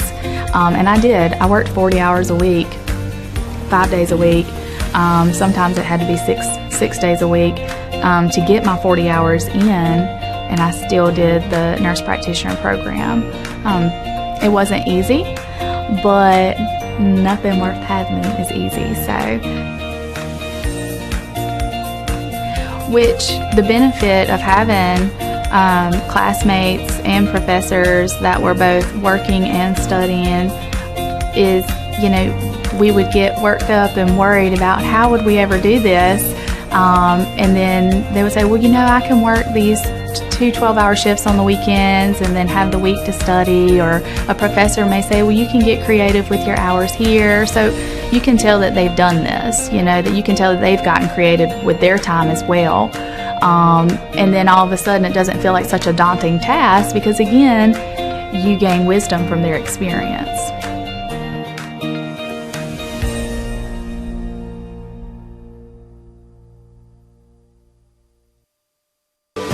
Choosing a college isn't easy. There are lots of choices to make and so many variables to consider. How do you know when you've found just the right place? The right college will make you feel at home, and that begins with a sense of place. At Francis Marion University, we have a beautiful campus that's safe, well-maintained, and filled with smiling faces. It's the kind of place where you feel you belong, where you wake up in the morning and know that the day ahead will be one you'll savor and enjoy. Now, that doesn't mean life at FMU is easy. There will be challenges. Hard work is expected. We take our academics seriously. You should too. Earning one of our degrees is a real achievement. But some toil, some time invested in a difficult task, that's okay. That's how you grow, how you become someone.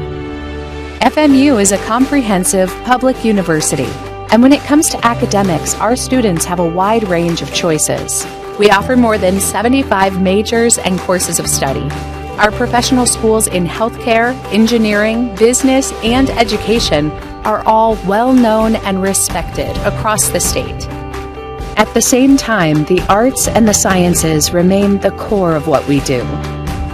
They are the perfect foundation for a successful career and a meaningful life. Programs are important, and we'll continue to work to produce new curriculum that meets the needs of our changing world. But we also know that a great education is less about what is taught and more about who is doing the teaching. FMU's faculty is made up of distinguished scholars and renowned researchers. They're experts in their field and expert teachers too. They love the give and take of the classroom and revel in the progress their students make. In FMU's intimate academic environment, where small classes are the norm, you'll get to know a lot of these dedicated men and women. Some you will remember forever. The academic work and its rewards are why you are here. But there will be a time and place for play, too. We have more than 60 different student organizations and field teams in 14 NCAA sports. A robust schedule of extracurriculars is a big part of each semester. You'll find space here for rest and relaxation. You'll make new friends and build relationships that last a lifetime. And then, almost as quickly as it all began, it will be over. You will graduate and move on to a life and career full of promise. You'll leave memories behind. You'll leave FMU, but you'll be welcome back anytime